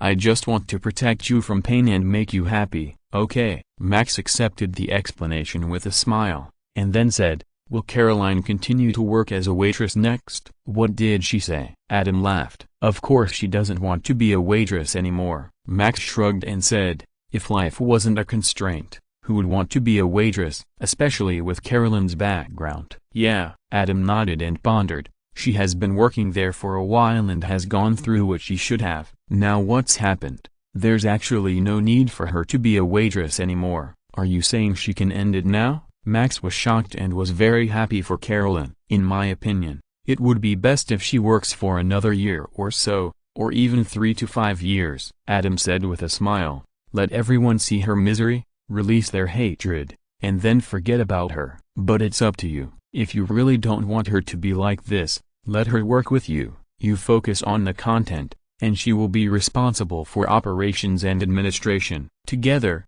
we will make Peppa Pig the best it can be. Then I'll discuss it with her. Max was a little hesitant when he heard it. See what she says. In fact, it is still necessary to be a waiter or something like that, Adam reminded. But now you can compromise and only work as a waiter for half a day, and help you prepare the studio for the rest of the time. I believe she also has the fighting spirit to balance her time. It's just less sleep. I remember that you had 2 or 3 part-time jobs every day, and you only slept for 3 hours. You can do it, and so can she. In the original Time and Space, they worked as waiters together, hoping to save money to expand their cupcake business. Working hours are from 6 p.m. to 2 a.m. as waiters in a restaurant. From 2 a.m. to 4 a.m., sell cupcakes. From 7 a.m. to 11 a.m., make cupcakes. Take pastry classes from 12 noon to 4 p.m. to improve the quality of cupcakes. Sleep only 3 hours a day. Almost the same as Adam with the system. Adam in the previous life was stunned. In this life, with the blessing of the system, the attributes have been continuously improved before they have surpassed Max steadily. Adam can only say that he is impressed by Max's innate endurance talent. Caroline does not have such a strong endurance talent, but she later persisted. There is no other reason. Caroline's innate money-making drive is enough to offset Max's endurance talent, making her work harder than usual like a chicken blood. This is a real 007. That's right. Max smiled and nodded. She believed in Caroline's ability. In the original Time and Space, she asked her cheating boyfriend to get out, saying that someone said she deserved better. The boyfriend came out with his pants up, and tried to quibble, asking Max not to listen to others, but to listen to him, and others knew nothing. Max responded directly with one sentence. She is a top student of Wharton Business School. She knows your shit very well. I really wish I had met her earlier. After that, she looked up to Caroline for all her business ideas. Max just made cakes silently. Caroline apologized that she couldn't help, and Max comforted her and asked her to have a good rest. They both have their own division of labor and just do their own job. One is responsible for production technology, the other is responsible for market operation. A typical entrepreneurial duo, a perfect match. P.S. Thanks for the tip from Rest He and Idle Gareth Bale. Chapter 685. The world is filthy again. The next day, early in the morning, this is life. Adam drove his sports car and continued to speed on the way to the medical center. He couldn't help but let out the self-satisfied sigh that would make others attack him if they heard it. Last night, I strolled in the manor courtyard with Max and enjoyed the beautiful moonlight together, and it didn't feel like we were in the human world at all. Instead, we were enjoying the moon in the sky. It wasn't until the alarm sounded that Adam broke away from the moonlight, said goodbye to Max, and drove away. At that moment, Adam deeply understood what it meant to have a day in heaven and a year on earth. He also understood why this setting and journey to the West was interpreted as a mockery of corrupt rulers. There was no time dislocation of 1 day and 1 year. It was just that the happy time passed too quickly and passed in the blink of an eye. It was exactly the same as this is life. That's right, Adam has fallen. If there really is a Sailor Moon representing the moon in the world, then last night, either she would appear on behalf of the moon to eliminate Adam who desecrated the moonlight, or she would hide behind the moon and tremble and dare not appear at all. The world is filthy again. There is a poem to prove it. How is the text? A dragon swimming in a winding pool. How is the spirit? The moon shooting at the cold river. Shame on Zimmern, and really ashamed of the high threshold. New York is unique. American drama is unparalleled. Who is he? Such a wave. Medical center. Adam parked the car and walked over with a step that recognized all relatives. Everyone was flattered and responded to Adam's slightly enthusiastic greeting. Beep, beep. Just as I walked over and hadn't entered the gate, I heard the alarm sound from the security gate. The security guard immediately shouted at the mother and daughter nervously, "Don't get excited. It's okay. My mother has a mental illness. We are here to see a doctor." The woman in her 30s quickly raised her hand to explain to the security guard, "Why do you carry guns when you go to see a doctor?" The security guard took the bag from the old lady, flipped it over, and immediately found a pistol from it. "And there are 3 of them? And there are spare magazines?" As these guns and ammunition appeared, all the security guards either put their hands on the guns on their waists or took out their guns and pointed them at the mother and daughter. "It's my freedom to carry a gun," the old lady said dissatisfiedly. "It's so unsafe on the streets now." "No, it's always been unsafe. I carry a gun to protect myself." "Madam, do you have a concealed gun license?" The security captain looked serious. "What is that?" The old lady was surprised. "I have always carried my Glock 17. For decades." As she said that, she stretched her hand to her waist. "Madam, don't move," the security captain shouted. "Captain Depp, tell the security guards to point the muzzles of the guns down. Don't accidentally discharge the guns." After observing for a while, Adam did not notice any danger. He knew that the old lady should not be the attacker. He was afraid that these security guards would be nervous and reckless and directly shoot the old lady who didn't understand the situation. So he quickly raised his voice to remind her, "Point the gun down, and don't shoot without my permission." The security captain glanced at Adam, and when he saw Adam nod, he ordered his men, out of trust in Adam. The other security members relaxed their expressions and obediently pointed their guns down. Adam not only provided them with better equipment to ensure their safety, and they had all heard of Adam's miraculous premonitions of crisis. "Ma'am, relax." Adam walked over, approached, and comforted. "This is a hospital. I'm a doctor. You can tell me if you have anything, but the guns must be handed over to the hospital security for safekeeping first. This is the rule, for the safety of everyone." "Hey, this is a good idea." The old lady looked at Adam in surprise. "If no one carries a gun, then even if there is a fight, the harm will not be so great, and the streets will be much safer." "This is really a genius idea. Are you a doctor?" "Yes, I'm Dr. Duncan." Adam smiled and nodded. "I don't think you should be a doctor," the old lady said seriously. "Since you can come up with such a good idea, you should become a commander-in-chief, so that all of us will be safe." "Mom," the old lady's daughter cried out, not knowing whether to laugh or cry. "What's wrong?" The old lady looked at her daughter with dissatisfaction. "Am I wrong? You say every day that I have mental problems and paranoia, but the streets are so dangerous. Can you just say a few words that the United States is the safest?" "You didn't say the essential problem at all. Look at this doctor. He is so young and he saw the essence of the matter at a glance. And he is so handsome. If he doesn't become the president, who will be the president?" "I remember that guy. He became the president because he was handsome. This handsome doctor is much more handsome than that guy. If he runs for election, he will definitely be elected. I will be the first to support him." "Mom," the old lady's daughter complained, "even if this Dr. Duncan really becomes the president, it's useless. It's not up to him." "Okay, ma'am." Adam was also amused and said with a smile, "If I have the opportunity in the future, I will definitely go, But now let's solve the problem in the hospital first. You still have a gun on you, right? Of course, the old lady said. As a matter of course, I said the streets are not safe. How could I not have a gun on me? Yes, Adam comforted her. Now tell me where you put the gun, and I'll help you take it down to prevent it from accidentally going off and hurting innocent people. Okay? No need to be so troublesome, the old lady said, and was about to reach out to take it. Yes, Adam raised his voice, stepped forward and shook the old lady's hand, then reached out from the old lady's waist, took out the gun, skillfully removed the magazine, and ejected the bullet. Not bad, not bad. The old lady looked at Adam with admiration. You are really good. Thank you. Adam smiled and said, Ma'am, don't tell me you have other guns? No more. The old lady waved her hand and said, 4 is basically enough. I have a lot of them at home, but they are too heavy and it is not easy for me to carry them. Next time you have a chance, come to my house and we can compete together.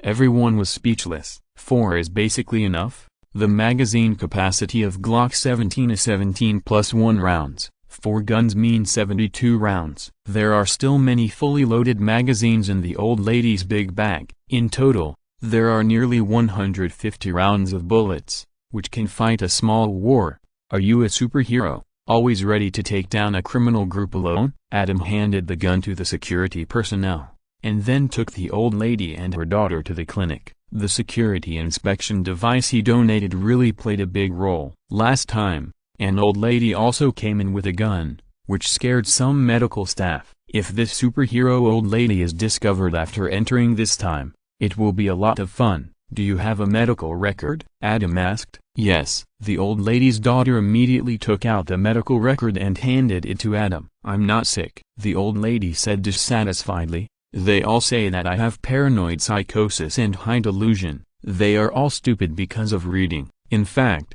I am just a little cautious. Have you ever heard a sound when no one is around you? Adam smiled. Of course not. The old lady looked at Adam. Do you also think I'm sick? No, I'm just doing a routine check. Adam looked at her for a while and found that she didn't seem to have any problems, but it didn't rule out that her condition was very serious. So he smiled and comforted her. Okay. The old lady was satisfied. Doctor, are you a psychiatrist? The old lady's daughter was dissatisfied. No. Adam glanced at her. I have asked the nurse to notify the psychiatrist. I am just doing routine inquiries now, so that the psychiatrist can help you diagnose later. Okay then. The old lady's daughter frowned, quite reluctant. Madam, why do you think your mother is mentally ill? Adam turned to a new page in the medical record, turned sideways to look at the old lady's daughter, and asked professionally. Because. The old lady's daughter talked non-stop. The old lady smiled and said nothing. She thought that Dr. Duncan was really interesting,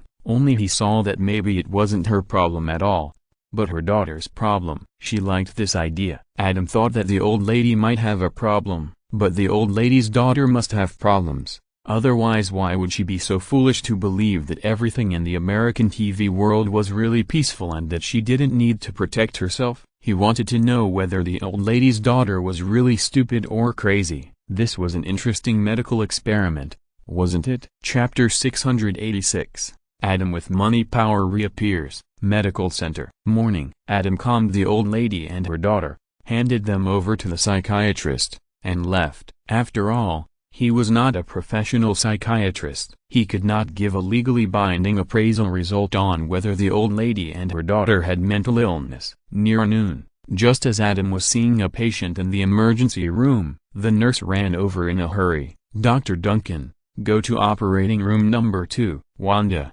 what's wrong? Adam asked as he stood up. The patient in operating room number 2 has a big problem. It seems that she was infected with neurotoxins. The director and others who were operating on her were all poisoned and fainted. Nurse Wanda hurriedly announced a shocking news. Let's go. Adam pulled Nurse Wanda to the number 2 operating room, asking as he walked, what's the situation now? Has the director and the others been rescued? Where are Dr. Burke and the others? The director and the others have all been rescued and are receiving oxygen therapy. Nurse Wanda quickly said, Dr. Burke, Dr. Shept, Dr. Montgomery, Dr. Sloan, and they have all gone there and are discussing a solution. Dr. Burke asked you to go there too. What's the patient's condition now? Adam pressed. Halfway through the operation, the patient's organs are completely exposed. Dr. Burke and the others are worried that the anesthesia effect will soon disappear and the patient will wake up, Nurse Wanda explained.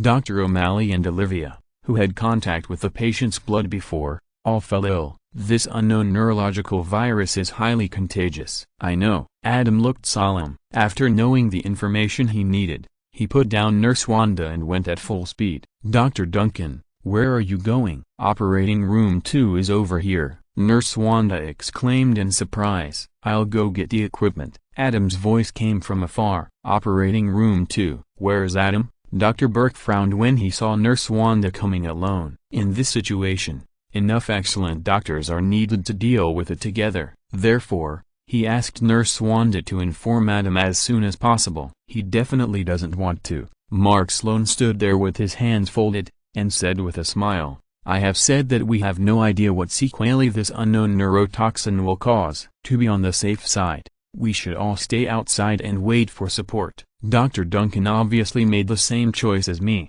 but he didn't have my confession. The patient will wake up soon, and she will die in pain. Dr. Montgomery glared at Mark Sloan. We are doctors, we need to save her. But the premise is to protect yourself. Mark Sloan shrugged and said, I won't expose myself to extreme danger for a patient. You are really a villain, Dr. Montgomery scolded. A real villain is still a human being. Mark Sloan laughed. If he dies or suffers from some terrible disease in the later stage, he is not a human being. Oh no. Dr. Shept, who had been staring at the patient in the operating room, reminded, the patient is about to wake up. Where is the protective clothing? Why haven't you brought it yet? Dr. Burke shouted. Here they come. The nurses came with 2 sets of bulky protective clothing. The General Hazardous Material Management protective clothing is not sterile. In this case, it is useless. These 2 sets are sterile protective clothing used by orthopedics for bone marrow transplantation. The air in the protective clothing can be automatically circulated to achieve the effect of complete isolation from the outside world,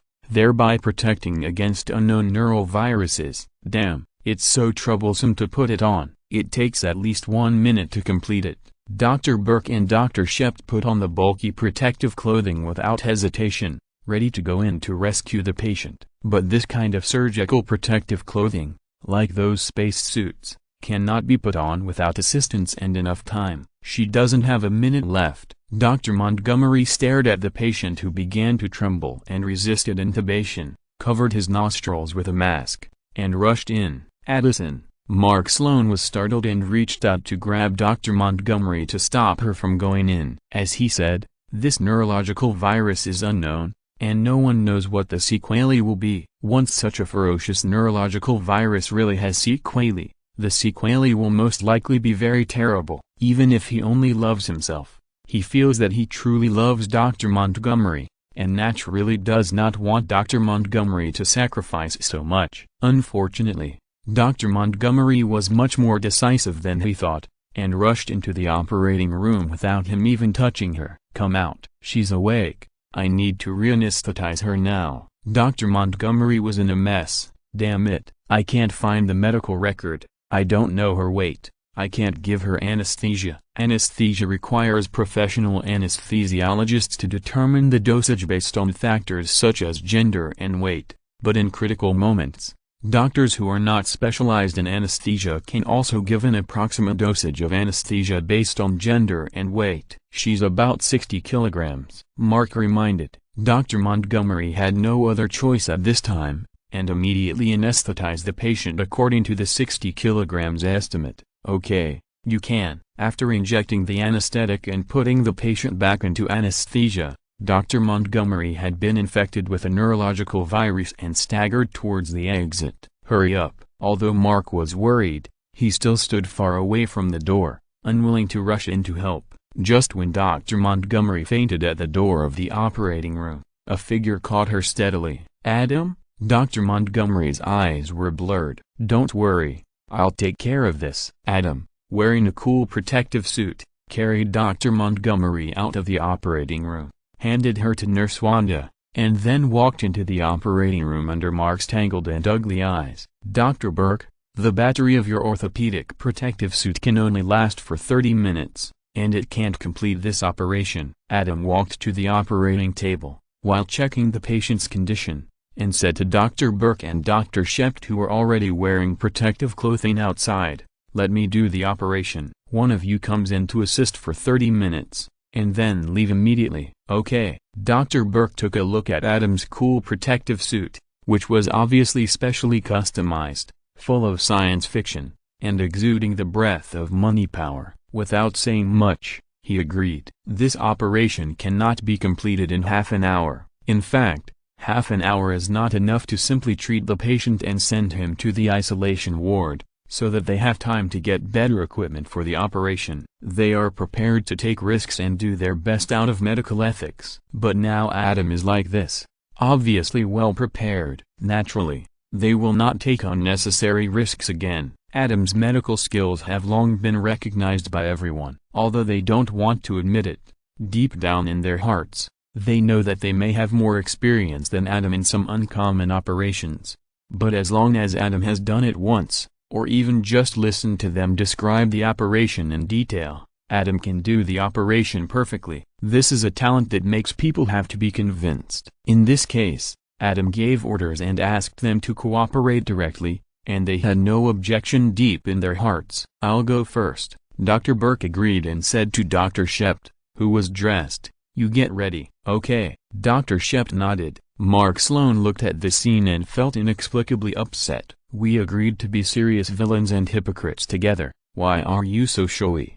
P.S. Thank you for Yi Huanghun's reward. The new year is coming soon, and there are so many things to do. If possible, the author will try his best to update 3 times during the New Year period, but sometimes he really can't do it. Of course, he will do at least update twice at worst. Please forgive me. After all, the author also wants to have a happy year of the ox like everyone else. Let me first wish all my book friends good luck in the year of the ox." Chapter 687. It's not expensive. We are doing group buying. Medical Center. Operating Room Number 2. Adam was the lead surgeon, and Dr. Burke was the assistant. Without the help of any nurses or anesthesiologists, they performed surgery on the patient whose blood was infected with an unknown neurological virus. The observation operating room on the 2nd floor. Richard, the chief surgeon, who had just woken up, walked in slowly while breathing oxygen from an oxygen machine. "Preston."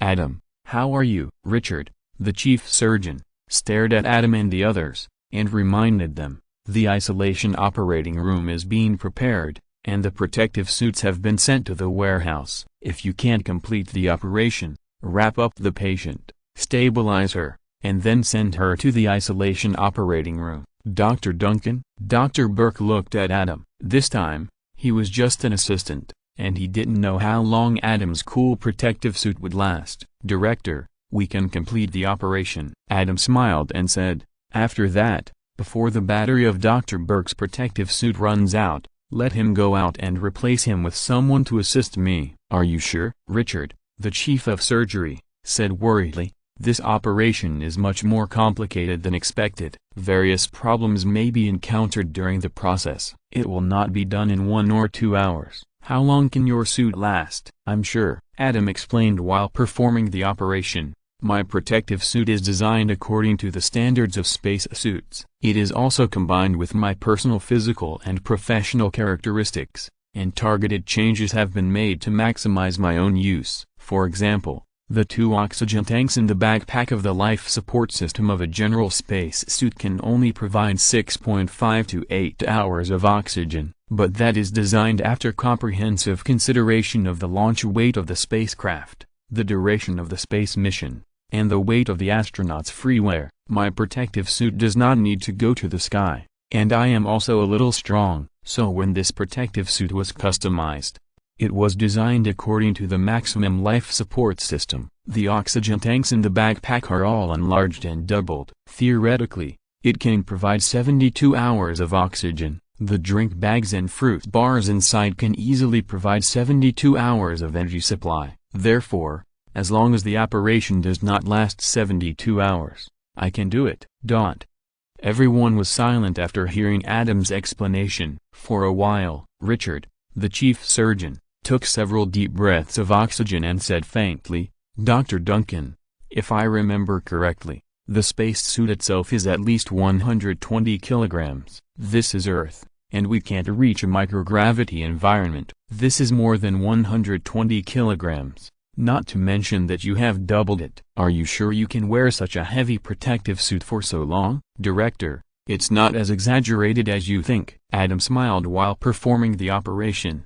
"General spacesuits are very bloated. Look at mine. They have been specifically cut down to be as dazzling as possible, as close-fitting as possible to facilitate my surgery. The weight itself has dropped a lot. After all, my protective suit only needs to consider isolating the inside and outside and preventing viral infection. It does not need to meet the requirements of high and low temperature resistance, wear resistance, radiation protection, warmth retention, etc. like a real spacesuit. Even if the oxygen tank is doubled, the actual weight is only 150 kilograms, and it is no problem to wear it for 72 hours.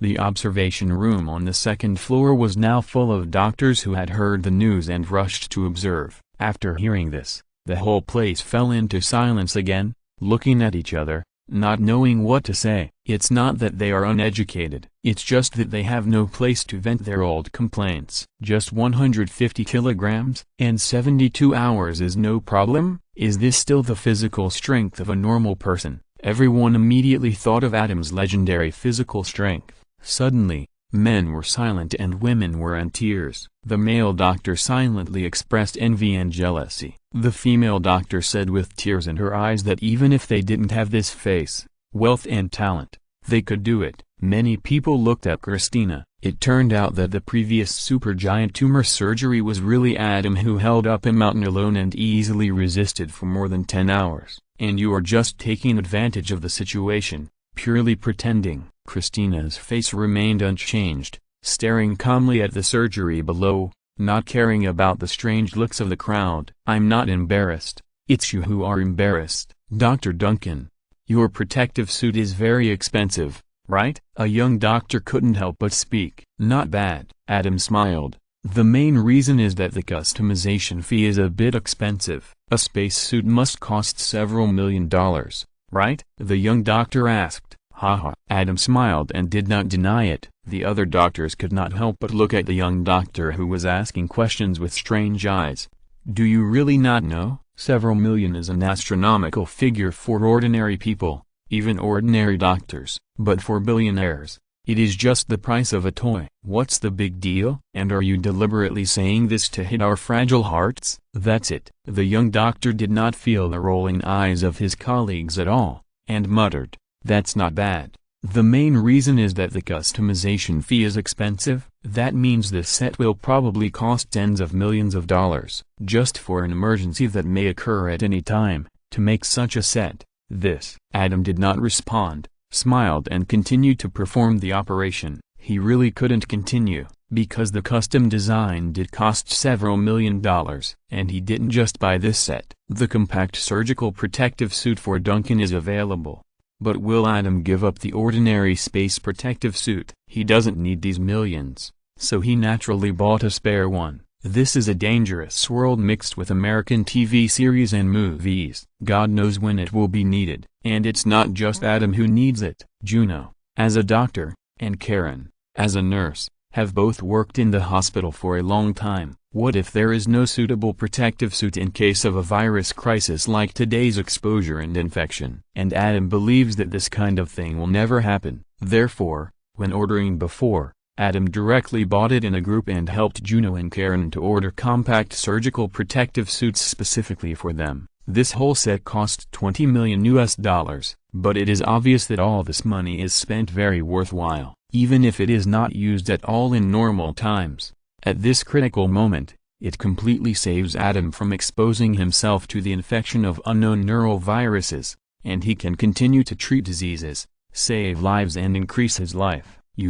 Although Mark Sloan is selfish, his reason is fine. If there was no protective suit prepared in advance, Even if Adam felt that his physical fitness was enough to resist the sequelae of the neurological virus, he would probably have to think carefully. Besides, why take risks when money can solve the problem? If you're listening to this novel on a channel other than Fanfic World, it means they downloaded and uploaded it without effort. We cordially invite you to visit our channel, Mundo Fanfic Novelist. There you'll find the original version of this story and you can explore many other novels of various genres. We are waiting for you to immerse yourself in a world of incredible novels. Chapter 688 The Clown Is You, Medical Center. Operating Room 2. Everyone, feeling the dominance of money, fell silent. Okay, as long as the protective suit is fine, let's put our focus back on the operation. Richard, the chief surgeon, didn't like this atmosphere and interrupted quickly.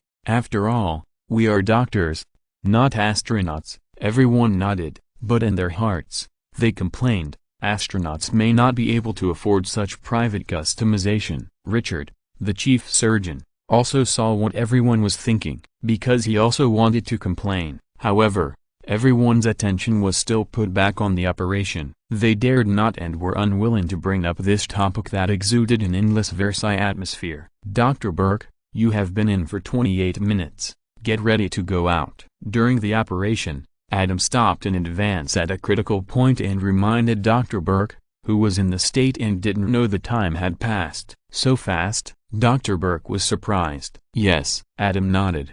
I remember the time. Preston, come out. Richard, the chief of surgery, also reacted and commanded, Derek, get ready. Okay. Dr. Shept, who had already dressed most of the way, nodded and said to the nurse who helped him dress, let's get started. Once this orthopedic protective suit is put on, it will only have 30 minutes of oxygen. Once the time is exceeded, it will suffocate and fall into a coma. Therefore, it cannot be fully put on until the moment of entering. Dr. Burke did not object. He was out of work and immediately noticed that he had some difficulty breathing, which was a sign of insufficient oxygen. Let's continue. After Dr. Burke went out and Dr. Shep came in and stood in the first assistant position, Adam smiled and said, the patient's intestines have completely swollen. We must squeeze out the excess fluid inside, otherwise we can't put the intestines back in place. Okay. Dr. Shep expressed his understanding. He is the chief of neurosurgery and actually understands cardiothoracic surgery. Even at the critical moment, he can also perform this operation. However, unlike Adam, who tries to be a master of all fields, he usually does not try his hand in non-neurosurgery areas. Of course, if there's a special occasion, he does not mind showing off his skills. Less than 30 minutes later,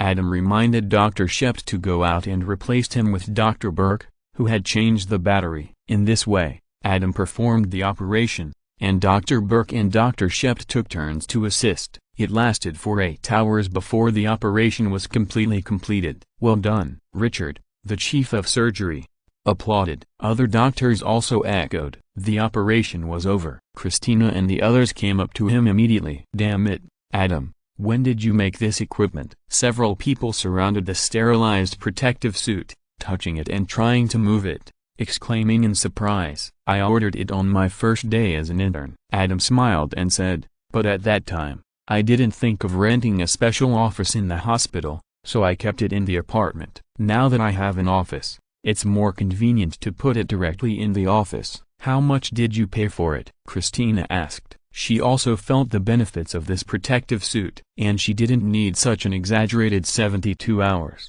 As long as it was equivalent to 8 hours of ordinary space suits, it would be basically enough. Otherwise she wouldn't be able to last that long. Adam roughly said a number. Christina, whose family is quite rich, completely gave up the idea. Medicine is indeed her hobby and pursuit, but the income and expenditure ratio must also be considered. Even if she doesn't care how much money she can make as a doctor, she won't work for a lifetime just for a set of protective suits, and for protective suits that can only be used for a few operations. Damn, it's too heavy. Christina tried to move the protective suit. After a while of effort, she only moved it a little. That's good. Others can't steal it even if they want to, Meredith complained. Adam smiled but said nothing. Even if ordinary people want to steal it, they can't steal it.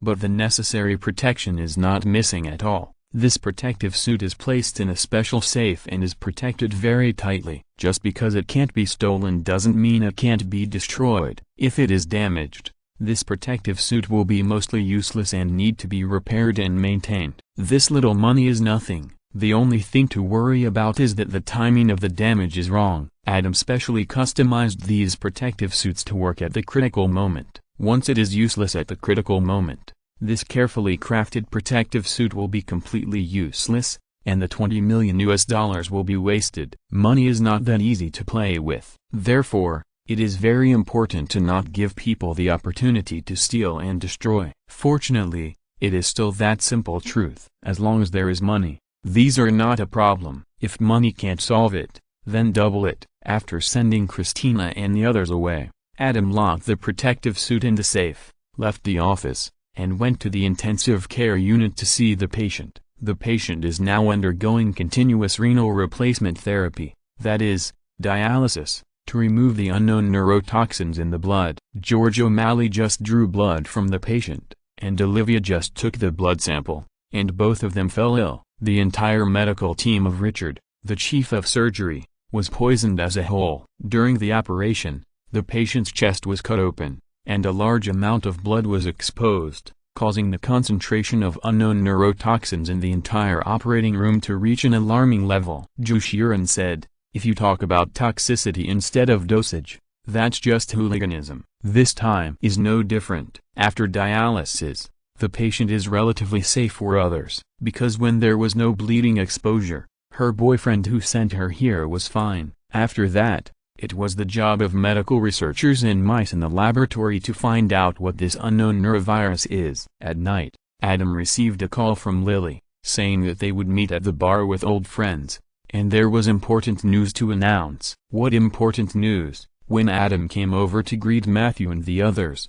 before Matthew and the others could tell her what the important news was, the waitress brought the beer that Matthew and the others had ordered, and then handed an extra bottle of water to Ted, with a playful and naughty look on her face. "This is free water for you. I'm afraid you'll get dehydrated accidentally, Ted Mosby." Ha ha ha. Matthew and Lily laughed as soon as they heard it. Anna also smiled. Ted glanced at his wife awkwardly, then said helplessly to the waitress, "It's funny, Wendy, but the clown is you, because now we all know that you watch action movies." "Huh?" Adam was surprised. "What's the situation?" "You don't know yet." Lily suppressed her laughter and said, "Now there is a new star in the action movie industry. He has only been in the industry for 3 months, but he has already made 125 movies and has received wide acclaim. Guess who this new star is?" "Ted Mosby." Adam immediately smiled knowingly. "That's right," Matthew laughed. "This new star is Ted Mosby from Chico Heights, Ohio, a legendary action movie star who reached the peak as soon as he debuted." "I must find this guy," Ted said madly. "He not only stole my name, but also stole my birthplace." It's a bit scary to think about it. In the United States, it is very troublesome for someone to know your real and complete name, address and some other information. "Do you need my help?" Adam smiled. "No need." Ted shook his head. "Tomorrow night there will be an action film expo in Manhattan, where he will hold a book signing event. I want to go and see who this guy is." "I can't believe there is such an expo." Lily's eyes became devilish. "This is New York." Adam was not surprised. "Everything is possible." "Matthew, how about we accompany Ted there?" Lily suggested expectantly. "Okay." Matthew nodded. "Tell me, what's going on?" Adam smiled and looked at Ted. Ted made a bitter face, and with the additions of Matthew and Lily, he told a shameful story. P.S. Thanks to the reward of the passerby, the sea after the rain, the sword of the sky 2, a crooked-necked duck, and the book friend 160601201604275. Happy New Year's Eve everyone. Chapter 689. Your power is beyond your imagination. Old friend Bar. "Here's the thing, I've been feeling weird these past few days." Ted began to tell the story. "I went to my dentist before. When he asked me to open my mouth for an examination, he inexplicably said, 'I think you're more used to saying this than hearing it from others, right, Ted Mosby?'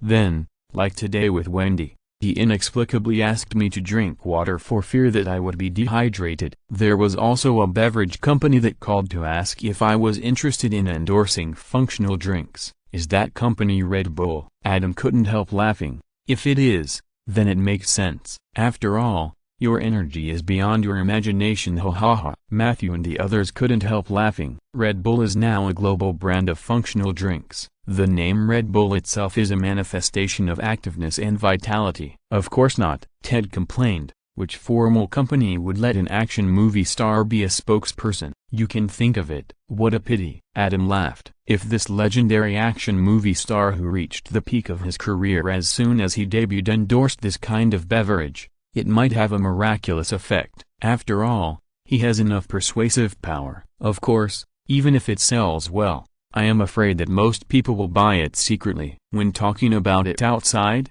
everyone despises it, but privately, they buy it in truckloads. They are all shy and silent fans. Anyway, Ted said, I just felt it was weird at first, but I didn't know what happened at all, because when I asked these people, they wouldn't say, until Barney came over with a box of discs. Lily smiled and said, the name is Welcome Aboard the Boy, an English homophonic pun. Plane? And Ted Mosby is the navigator, damn it. Ted shouted. It was only then that I realized that someone had stolen my name. It's even more embarrassing. Lily was overjoyed. Tell me. Adam urged with a smile. This Ted Mosby was also interviewed by the Action Movie Weekly AW. Matthew covered his mouth and laughed. Guess who was actually interviewed? Of course it was Ted. Adam laughed. This action movie star just borrowed Ted's name, and he would not put his real name and contact number in the film. So, how did some interviewers find him for an interview? Of course, they contacted Ted Mosby by name and searched the phone book. Just like the Terminator traveled through time and space, after returning to the past, he also searched by name in the phone booth and killed them one by one. He killed the wrong ones, but he didn't let them go. And the name Ted Mosby is still relatively rare. Therefore, the Action Movie Weekly called Ted. That's him. Matthew and the others laughed again. He only said AW. Ted said madly, I thought it was Architectural Vision Weekly. The abbreviation is also AW. This is a very heavyweight journal in our industry. In addition, I am working on a big project, so I naturally thought they were going to interview me. Then what? Adam asked expectantly. Then he accepted the interview. Lily couldn't wait to say. The specific interview process was like this. Then, she described the scene vividly. As soon as Ted received the call, he immediately covered the microphone with excitement and said to Lily and others, it's an interview with Architectural Vision Weekly. Then he made a tactical retreat and happily said to the reporter who was interviewing, wow, I have been your loyal reader since I was a child. The reporter on the other end of the phone was also stunned by this. Wow, this is too exaggerated. It's like this, I called to interview about your latest work. This. Ted began modestly. This is not my work alone. I mean, I will work with at least 3 partners. Wow, multi-person scene. It's fun to see. The reporter on the other end of the phone was very satisfied with this answer. Yeah, I'm looking forward to it. Ted still didn't find the problem, and kept talking about the double entendre dirty talk. I mean, they will exhaust me, because they are all very good men. Wow, I've dug up some explosive news. The reporter on the other end of the phone was excited. This interview lasted for more than 20 minutes. Ted said madly, as a self-disciplined writer, determined to give the public a real celebrity through his sincere words, this AW reporter published their classic, dirty, conversation in full. A brief excerpt from a magazine article. Ted Mosby, a legendary rookie in the action film industry, has such high requirements for his latest work that I quote his original words here. I can't count how many nights I have spent lying on the table. Adam has burst out laughing. This writer and reporter is really self-disciplined. Of course, he doesn't need to make up stories like Mirongsi, because Ted didn't just weld the car door shut.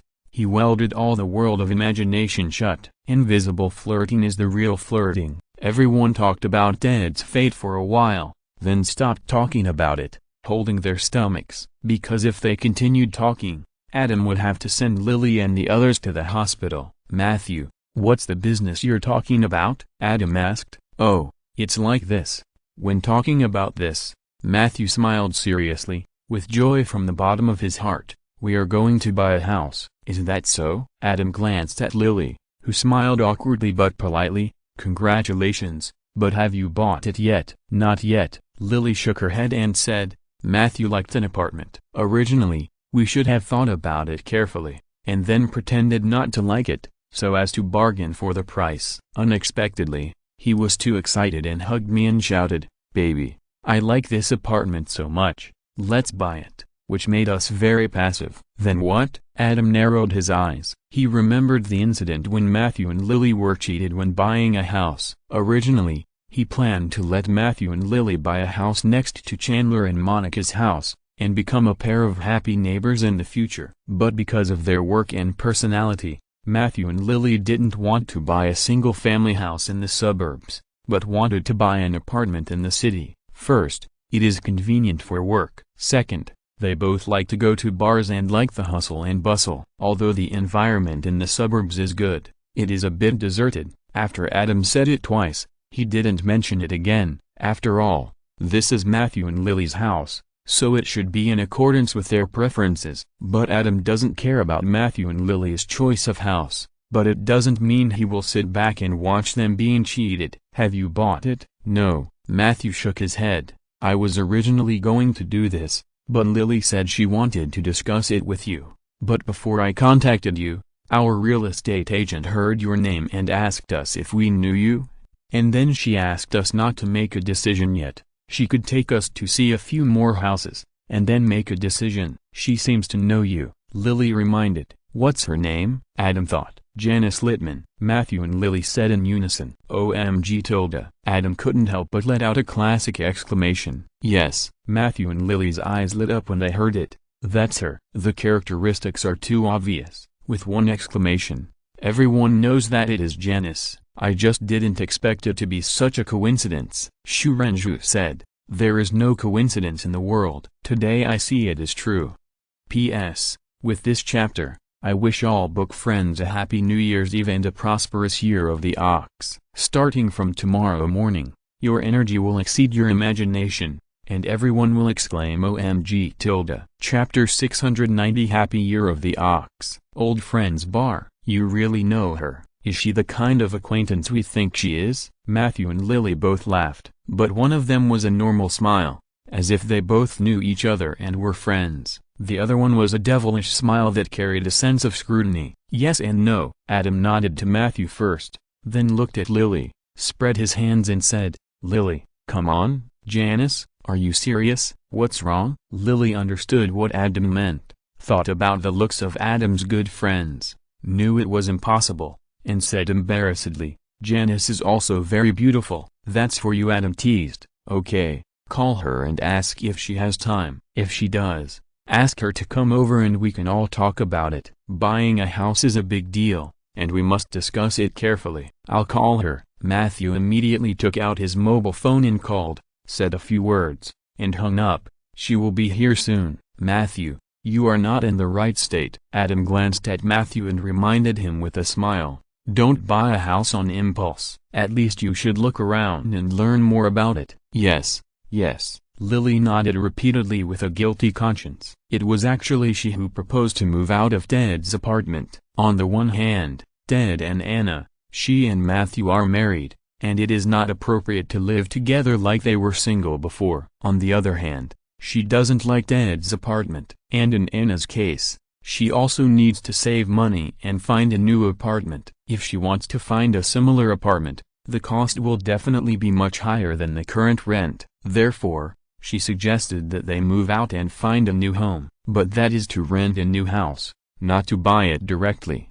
She still owes so much money, and Matthew is still in school with student loans. How can she buy a house? But she doesn't know how to tell Matthew, so she has a complicated mood and can only go shopping. That's right. Just like everything is good for Mautai, for Lily, everything is also good for shopping. Good mood? Reward yourself with shopping. Bad mood? Comfort yourself with shopping. Not in a good mood? Stimulate yourself with shopping. Because of shopping, You have maxed out a bunch of credit cards and are in debt? You are very sad and uneasy, and don't know what Matthew will think of her. Shopping to calm down. Consumerism has reached its peak with Lily M. Penny also has this habit. This is certainly not a coincidence, but it is telling the audience to form a subconscious mind. Spend as much as you want. No matter how many credit cards you max out, you will be happy in the end. As for how to pay off these credit cards, it is too tacky to talk about this as such a happy moment. If your lover loves you,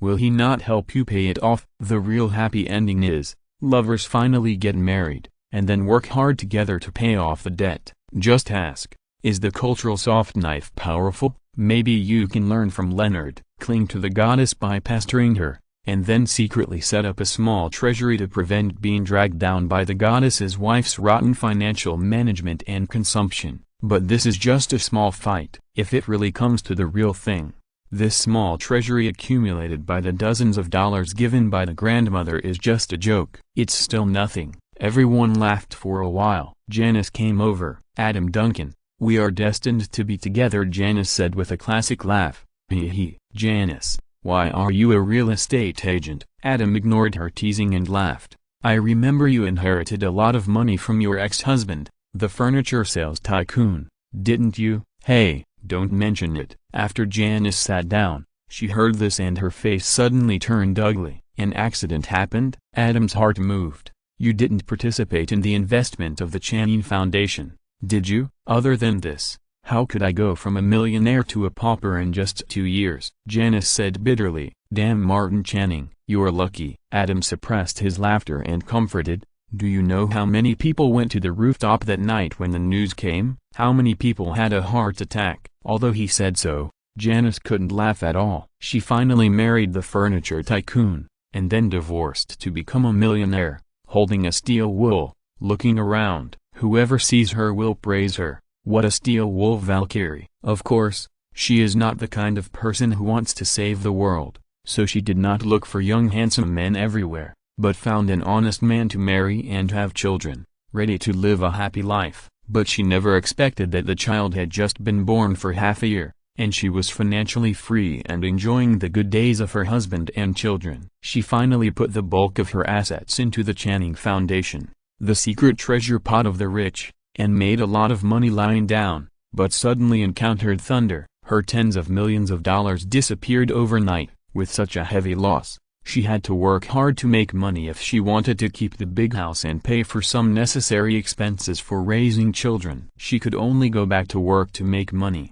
and she worked harder than before. Nothing comes easy. Adam shook his head. There are many cases of people being killed by falling objects. Everyone should be more careful. Janice, I heard that you had recommended the house that Matthew liked. Later, you heard that it was my friend, so you advised him to take a closer look. Is there anything wrong with the house? This, Janice said embarrassedly. I really didn't know that Matthew and Lily were your friends. We real estate agents are all like this. Okay, just tell me. Anyway, you took the initiative to terminate it. We don't blame you. Adam nodded at her with a smile. Hee hee. Janice smiled awkwardly. She heard it and secretly felt lucky. Even though she knew that Matthew and Lily were Adam's friends, she once wanted to sell a problematic house to Matthew, a rookie who didn't know anything about it. After all, this house is difficult to sell, and the commission for selling it is very high, which can also show her ability. But when she was dating Chandler, she vaguely heard that Adam was narrow-minded and cared about his friends. Billionaires are not scary, but offending a petty billionaire is scary. Janice struggled for a while before she suppressed the urge to sell it to make money and stopped Matthew from buying it directly. Now it seems that it was too right. That house is so perfect. What's the problem? Matthew asked in surprise. That house is indeed fine. But the floor's uneven.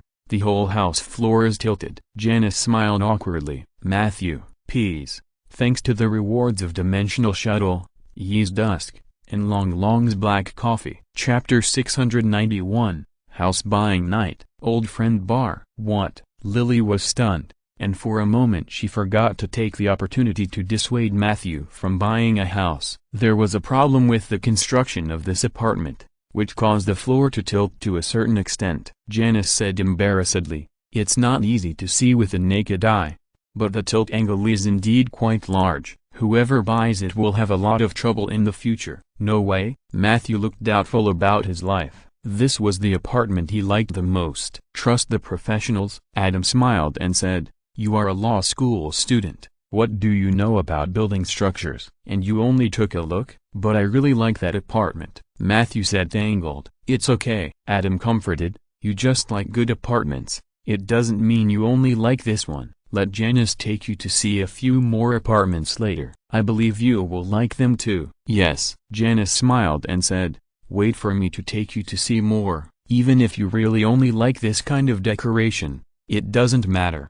There are other apartments with this kind of decoration." "Okay then." Matthew didn't mean that he had to buy this apartment. After knowing that this apartment had overall structural problems, he would not buy it even if he liked it. "Janice, you are a real estate agent. Tell us about the issues we should pay attention to when buying a house, so that we can learn more." Adam glanced at Janice and said, "I think you can see that we really know nothing about this aspect." Matthew immediately smiled. He knew that although Adam was talking about everyone, he was actually talking about him who knew nothing and was hot-headed. "Of course, no problem. Janice is now a real estate agent, so she naturally understands the benefits of having a good relationship with a billionaire like Adam, and she did not hesitate to tell him the key to buying a house. The most important thing when buying a house is the location. If your financial conditions allow, you should choose the best location, because basically, as long as you can afford a house in a good location, there won't be any big problems." At this point, Janice looked at Adam. "Then what?" Matthew naturally understood and changed the subject with a wry smile. "What if your financial conditions don't allow you to buy the best location?" He had of course been to Adam's apartment, and in terms of how much he liked it, he naturally liked it much more than this one, which he wanted to buy immediately. But liking it very much is one thing, and being able to afford it is another. He had never considered it at all. He couldn't take on a huge loan again, and then struggle for half his life to pay it back every month, just to buy a bathroom, right? Although he and Lily did like to leave traces of their love in their own bathroom, other people's bathrooms, and public bathrooms, but living in a bathroom for the rest of your life, that's another matter. Then you must pay attention. Janice also knew that not everyone could buy wherever they wanted like Adam. So she smiled and said, "Before buying a house, you should first determine a rough range based on your work and life. Then don't rush to buy a house, look around more and go to the field to investigate." At this time, safety is the most important thing. Therefore, the key issue of the investigation is whether there are many African American residents in this community. If there are many, just give up. If there are few, you can put it on the list of candidates. Matthew was tangled. "Janice, don't be so racist." Lily understood Matthew's thoughts and said dissatisfiedly, "This is really not my racism." Janice looked at Adam with a wronged look. "It doesn't matter, just say it." Adam gave Janice an affirmative look, because he knew this was real stuff. "Okay then." Janice was shocked and said with a smile, "If we were not all Adam's friends, I would never say these words. Outside, I would definitely say that it doesn't matter where we buy a house. We are all happy and equal Americans, but the fact is that everyone knows that once the number of African Americans in a community increases, the safety risk of this community will rise sharply. Therefore, you must not buy a house in such an area, otherwise, if something goes wrong, you will definitely regret it until death. Either you will regret it forever, or you will regret it for the rest of your life, deeply hating the tragedy of your family caused by your negligence, and you will never be able to let it go until you die." "It's not that exaggerated, right?" Lily asked in confusion. "It's not like we bought it in Brooklyn." "You said Brooklyn too." Janice smiled. "Once there are too many African Americans in a community, what's the difference between it and Brooklyn? Isn't it a small Brooklyn?" Lily was speechless. Although they are not racially discriminatory, some well-known things are also deeply rooted in their subconscious. "Safety first," Adam reminded. "What is home? A haven of happiness. How can you be happy without even the most basic sense of security?" "Matthew, Lily, you must pay attention to this." "Yeah." Matthew and Lily looked at each other and nodded. Although this matter was suspected of racial discrimination, They still appreciated Adam's concern. Haha, Janice, go on, Adam smiled. After the most important safety issue, the rest are some details. Janice introduced, for example, when buying a second-hand house, don't be greedy for cheapness. Pay attention to whether there are any problems with the house before. For example, has there been a homicide in the house? For example, is this house a large M-sized house? These are all very troublesome issues. What are the problems with large M-sized houses? Matthew, Lily and Ted looked at each other and smiled nostalgically. They had fun together in the apartment when they were in college. Even in the original time and space, the three of them would be in their 70s and 80s in the future, and they still enjoyed it together without their children's knowledge. They really had no objection to this. It's planting, not having fun, Janice reminded. Planting? Matthew suddenly showed a look of realization and asked curiously, is there any impact? Let me tell you about this, Adam continued, because this involves medicine. Big M needs high temperature and high humidity to grow, and excessive humidity in the house will produce mold. Long-term contact and inhalation of mold can cause upper respiratory tract inflammatory diseases and allergic laryngitis, for example, bronchitis, tonsillitis, rheumatic fever, asthma, etc. Severe cases can even cause death. So exaggerated? Matthew and the others couldn't believe it. There are real cases, Adam said in a deep voice. Believe me, of course we believe it. Lily agreed quickly. Matthew and the others also echoed. That's not all. Adam smiled and said, these houses related to crime. How do you know if this house will be involved in a vicious crime? For example, the original owner left something in the house, a wall of cash. They might come back to get it at any time, or a wall of corpses. Stop talking, Lily screamed as soon as she heard it. This kind of thing is too creepy, but unfortunately, they all have prototypes. Lily and the others had heard of it before, but it was just a curiosity in the news. But now it is so close to them, it's so scary. Peas.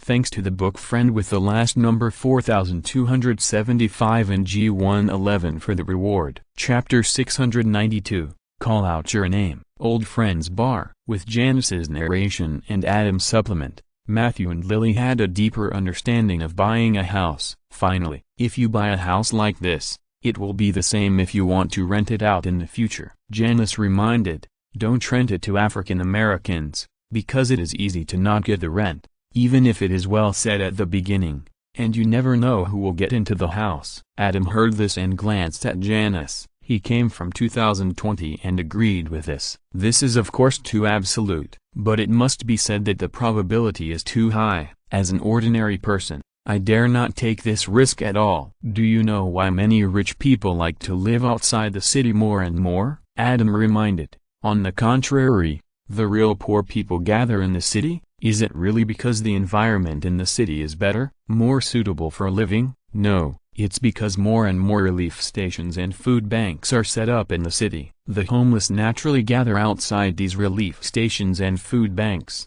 and live a good life where they have food to eat when they wake up. When there are more homeless people and the poor gather, the rich in the city feel uneasy and unhappy. They don't say much and don't need to say much, just take action directly. On the one hand, they tacitly increase all expenses in specific areas to a level that ordinary people can't afford to block it. Many buildings are customarily not sold or rented to African Americans and people they don't approve of. On the other hand, the rich people who have unlimited choices collectively move out of the city and rebuild the rich town in the suburbs. This has formed an interesting phenomenon called urban hollowing out. The city center, which should have been the center, is declining more and more. The outer circle of the city formed by the rich towns built in the suburbs has become the real urban core. When it develops to a certain extent, it will be Detroit again. Isn't it interesting? Matthew and the others were speechless. This is called fun? This is so suffocating from the cyberpunk. After chatting for a while, Adam and Janice left first. Adam wanted to go to the emergency room of the hospital to see if he could save one more person. Janice was an outsider after all. Janice, I'll leave Matthew and Lily's house purchase to you, Adam reminded Janice before saying goodbye to her outside the bar. Don't worry, I will definitely help them find a house that they will be satisfied with. Janice patted her chest and promised. Okay, Thank you very much. Adam handed a business card to Janice and smiled. You can call this number if you have any questions. Okay. Janice got what she wanted most and immediately couldn't help but let out her classic laugh. Hee hee. Goodbye. Adam left quickly. He didn't want to hear this devilish voice. The next day, New York, the Action Film Expo was held as scheduled, and Ted came to track down who was stealing his name to ruin his reputation. Oh my God, there are so many people? Ted looked at the crowded crowd and said in disbelief. Of course. Barney, who must follow in such occasions, looked around and said happily, "This is New York. Who doesn't like the romance of galloping?" Yeah. Ted waved awkwardly in the distance and said self-deprecatingly, "I just know that the deputy manager of our company's human resources department also likes this.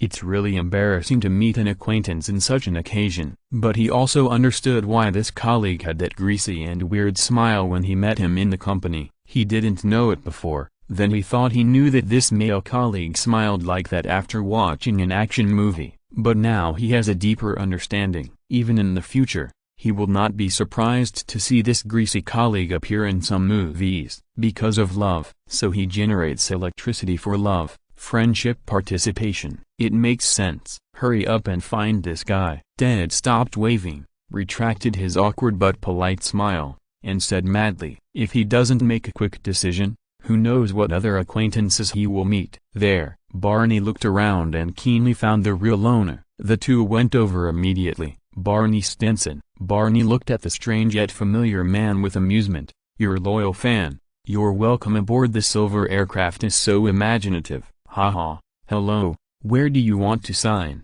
The action rookie kindly wanted to sign for Ted and the others. "No hurry. Introduce myself. My name is Ted Mosby." Ted stared into the eyes of the action rookie and reminded him where to sign. The action rookie didn't react for a while. "I said I'm Ted Mosby tilde." Ted gritted his teeth and reminded again. Oh tilde, it's you." The action rookie finally reacted, and he didn't feel embarrassed at all for being caught in the act, but said happily, "Why did you use my name?" Ted couldn't help it anymore and questioned. "Of course it's to honor you," the action rookie said happily.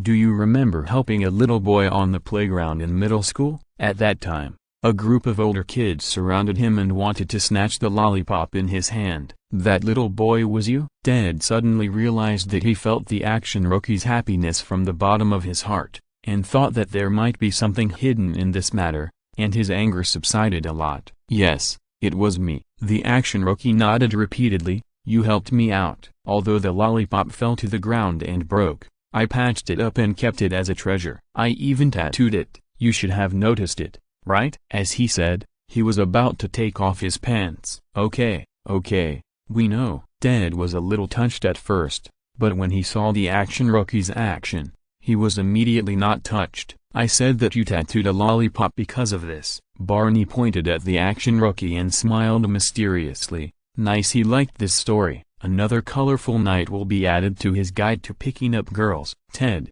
who was standing by, heard this and his face was extremely distorted, especially when he heard Barney's murmur and sighed, and thought that he was also in this story. He felt terrible. "Is this how you pay tribute to me?" Ted didn't know whether to laugh or cry. "Yes," the action rookie laughed and said, "I always remember your heroic figure when you appeared on the stage and shouted 'Let go of that boy' to those bad guys. It was so handsome. You are my superhero. I have no way to repay you. I can only let everyone see the goddess in their eyes and shout your name loudly. Let all men envy Ted Mosby. This is the only thing I can do for you. Ted Mosby, Ted Mosby, Ted Mosby." Barney raised his hand high and shouted in the tone of a goddess in a classic action movie. "Isn't it?"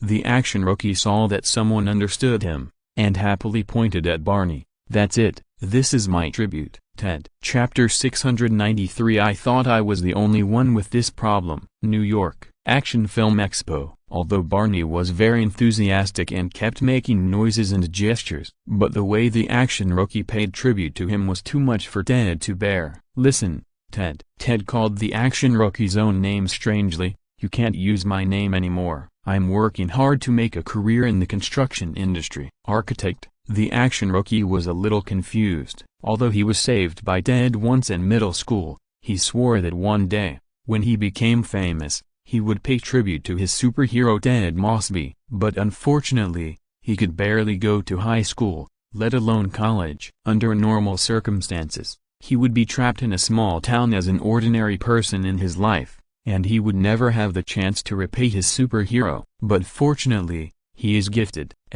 He is really gifted, otherwise, he would not have shocked the action movie circle as soon as he debuted and quickly became the king. He even became popular outside the circle. The endless stream of fans coming to him for autographs today is proof of this. Of course, most of them are Steel Wolf Valkyries, but considering that he has neither a pretty face nor a good figure, it is most reasonable for him to be the favorite of Steel Wolf Valkyries. After all, they have all experienced vicissitudes of life, and they don't care about those external things, but value inner beauty the most. If the action rookie has a system, it will put all the attribute points on one point. There is no brain or anything like that, otherwise, how can I really feel that this way is a tribute to Ted? Do you want to say that I love the architect? The action rookie understood it at a god-level level. He shot 125 movies in 3 months. He became a director after being an actor. Now he is not only the male lead,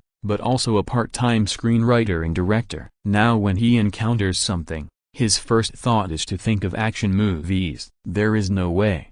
Love what you do. This is the inertia of thinking.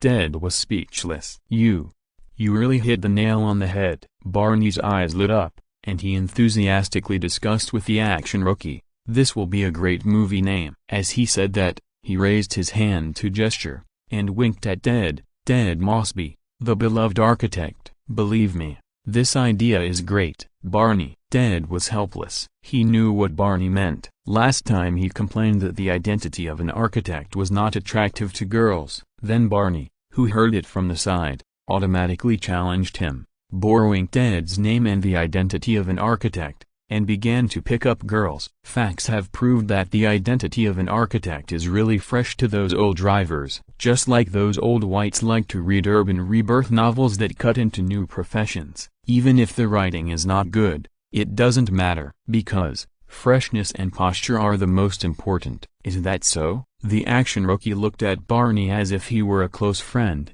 pointed at him and said with a smile, "In fact, I'm planning a new movie now, and it will start shooting tomorrow night." "Wait," Ted interrupted him immediately. "Hey, listen, no offense. Don't you have any other way to pay tribute to me?" "Wait, are you angry?" The action rookie realized Ted's true emotions at this time. "Oh, my God, my dad is right. I'll just plant a tree.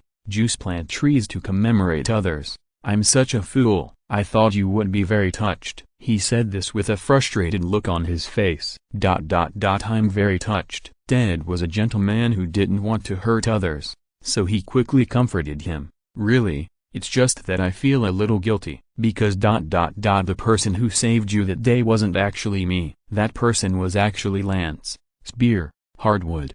"Hardwood, really?" The action rookie's eyes lit up, and he said naively, "You may not know, but in our industry, this name is very popular. No, it can be said to be invincible." "Really?" Ted pretended. "Of course." The action rookie imagined Lance Hardwood, the beloved architect. Just as Ted was smirking, the action rookie gave him a surprise. "The leading actor, Ted Mosby. Can you stop using the name Ted Mosby? You should be called Lance Hardwood." Ted said with a headache. "Sorry, buddy." The action rookie apologized. "Now that I have made a name for myself under the name Ted Mosby, I can't change my name and start over." "Maybe in your industry, you can change your name at will, but in our industry, what matters is popularity. In our industry, the name is also very important." Ted protested. "Really?" The action rookie was surprised. "Is your industry very profitable? Then why haven't I heard of it?" Ted was speechless. Compared with the action rookie who has already become popular, his salary and bonus are nothing. "Don't mind," the action rookie apologized. "How about I compensate you? By the way, we will start shooting a new film tomorrow night. If you are interested, you can come and see it, or you can even want to participate in it. And if you are interested in the beautiful heroines in the industry, I can introduce you to them. It's a deal." Barney squeezed the stunt Ted aside and shook hands with the action rookie directly. It was decided happily like this. Ted was dragged away by Barney with a confused look on his face. "What did you do?" After coming out, Ted shouted at Barney as he was blown by the cold wind. "Hey," Barney said dissatisfiedly, "if it weren't for my decisiveness, you would have almost given up a golden opportunity. Don't tell me that you haven't seen action movies, or dare you say that the heroines in them are not beautiful?" Ted choked again. He couldn't lie with his eyes open. Many heroines in action movies are really beautiful, the kind with explosive looks and bodies, even more beautiful than many Hollywood first-line actresses. "I'm married," Ted resisted helplessly. "I know." Barney looked at him with a perverted look. "We are just going to take a look tomorrow night. Not really doing anything. What are you thinking?" Ted didn't want to talk anymore. The next day, at night, Ted still couldn't get over Barney and was dragged to the shooting site by Barney. Of course, he sternly rejected Barney's proposal to contribute his apartment as a shooting location. "This is the design of the new International Beloved building," the action rookie dressed in a suit typed blindly on the keyboard, then said seriously. "Oh, beloved architect, you succeeded again." The beautiful assistant in a red tie uniform sat on the desk and congratulated at the right time. "Let's celebrate." The plot was progressing. Barney was amazed, but Ted couldn't stand it anymore and left directly. After all, he is now married to Anna. Medical Center. Adam was hosting Alice Gray's private class when he suddenly received a panicked call from Ted. After hearing what happened, Adam cursed inwardly that it was ridiculous, but still said, "The ambulance is slow. I will rush over immediately. Don't move her casually to prevent aggravating the injury and causing internal bleeding." After that, he hung up the phone, picked up the first aid kit in the emergency room, and drove away. No matter how ridiculous the matter is, this is also a life, and it is also 0.01 life. And he is also a little curious about this action rookie named Ted Mosby. Originally, he thought he was the only one who had this problem. Peace. Thanks to Sean 1993, The Cat That Can Go to the Sky, and Ed Stone for the tips. Chapter 694, Life is Worthless in New York. An Apartment Somewhere. The action movie written, directed and acted by an action rookie named Ted Mosby, Spear Hardwood's beloved architect, is being filmed in full swing in this apartment. For this kind of small production, you can just gather a few people and find a place to shoot. In fact, many times, you don't even need to find a place, you can just shoot in the apartment of the team members. For example, Phoebe's twin sister Ursula once filmed directly in her own apartment. When Phoebe found Ursula doing this and went over, she saw this eye-catching scene and backed out directly. But the director's eyes lit up and asked the heroine Ursula to actively invite Phoebe to participate. That's how enthusiastic it is. Because the director's eyes are shining with artistic inspiration, a new script came out in an instant. Now the action rookie is also full of inspiration because of Ted's profession. "I just saw it last night, and tonight the script, actors, venues, props, costumes, everything is ready, and it started directly." This speed beats any other art film, because the person he was paying tribute to was watching nearby. The action rookie was very excited to have his long-cherished wish fulfilled. He was already a gifted person, and this time he found a beautiful amateur who had just entered the industry. All these factors added up. Trouble came quietly. Halfway through the filming, something unbearable happened. In a word, it was similar to the strange news Adam saw on the eve of his time travel. However, because there were other staff members who were watching closely throughout the process, they discovered that the heroine was not in a good condition in time. Therefore, they called the emergency rescue phone in time. Ted, who learned the news, also returned and called Adam. The strange thing of the heroine dying silently did not happen immediately. Of course, whether the seriously injured heroine can survive or not,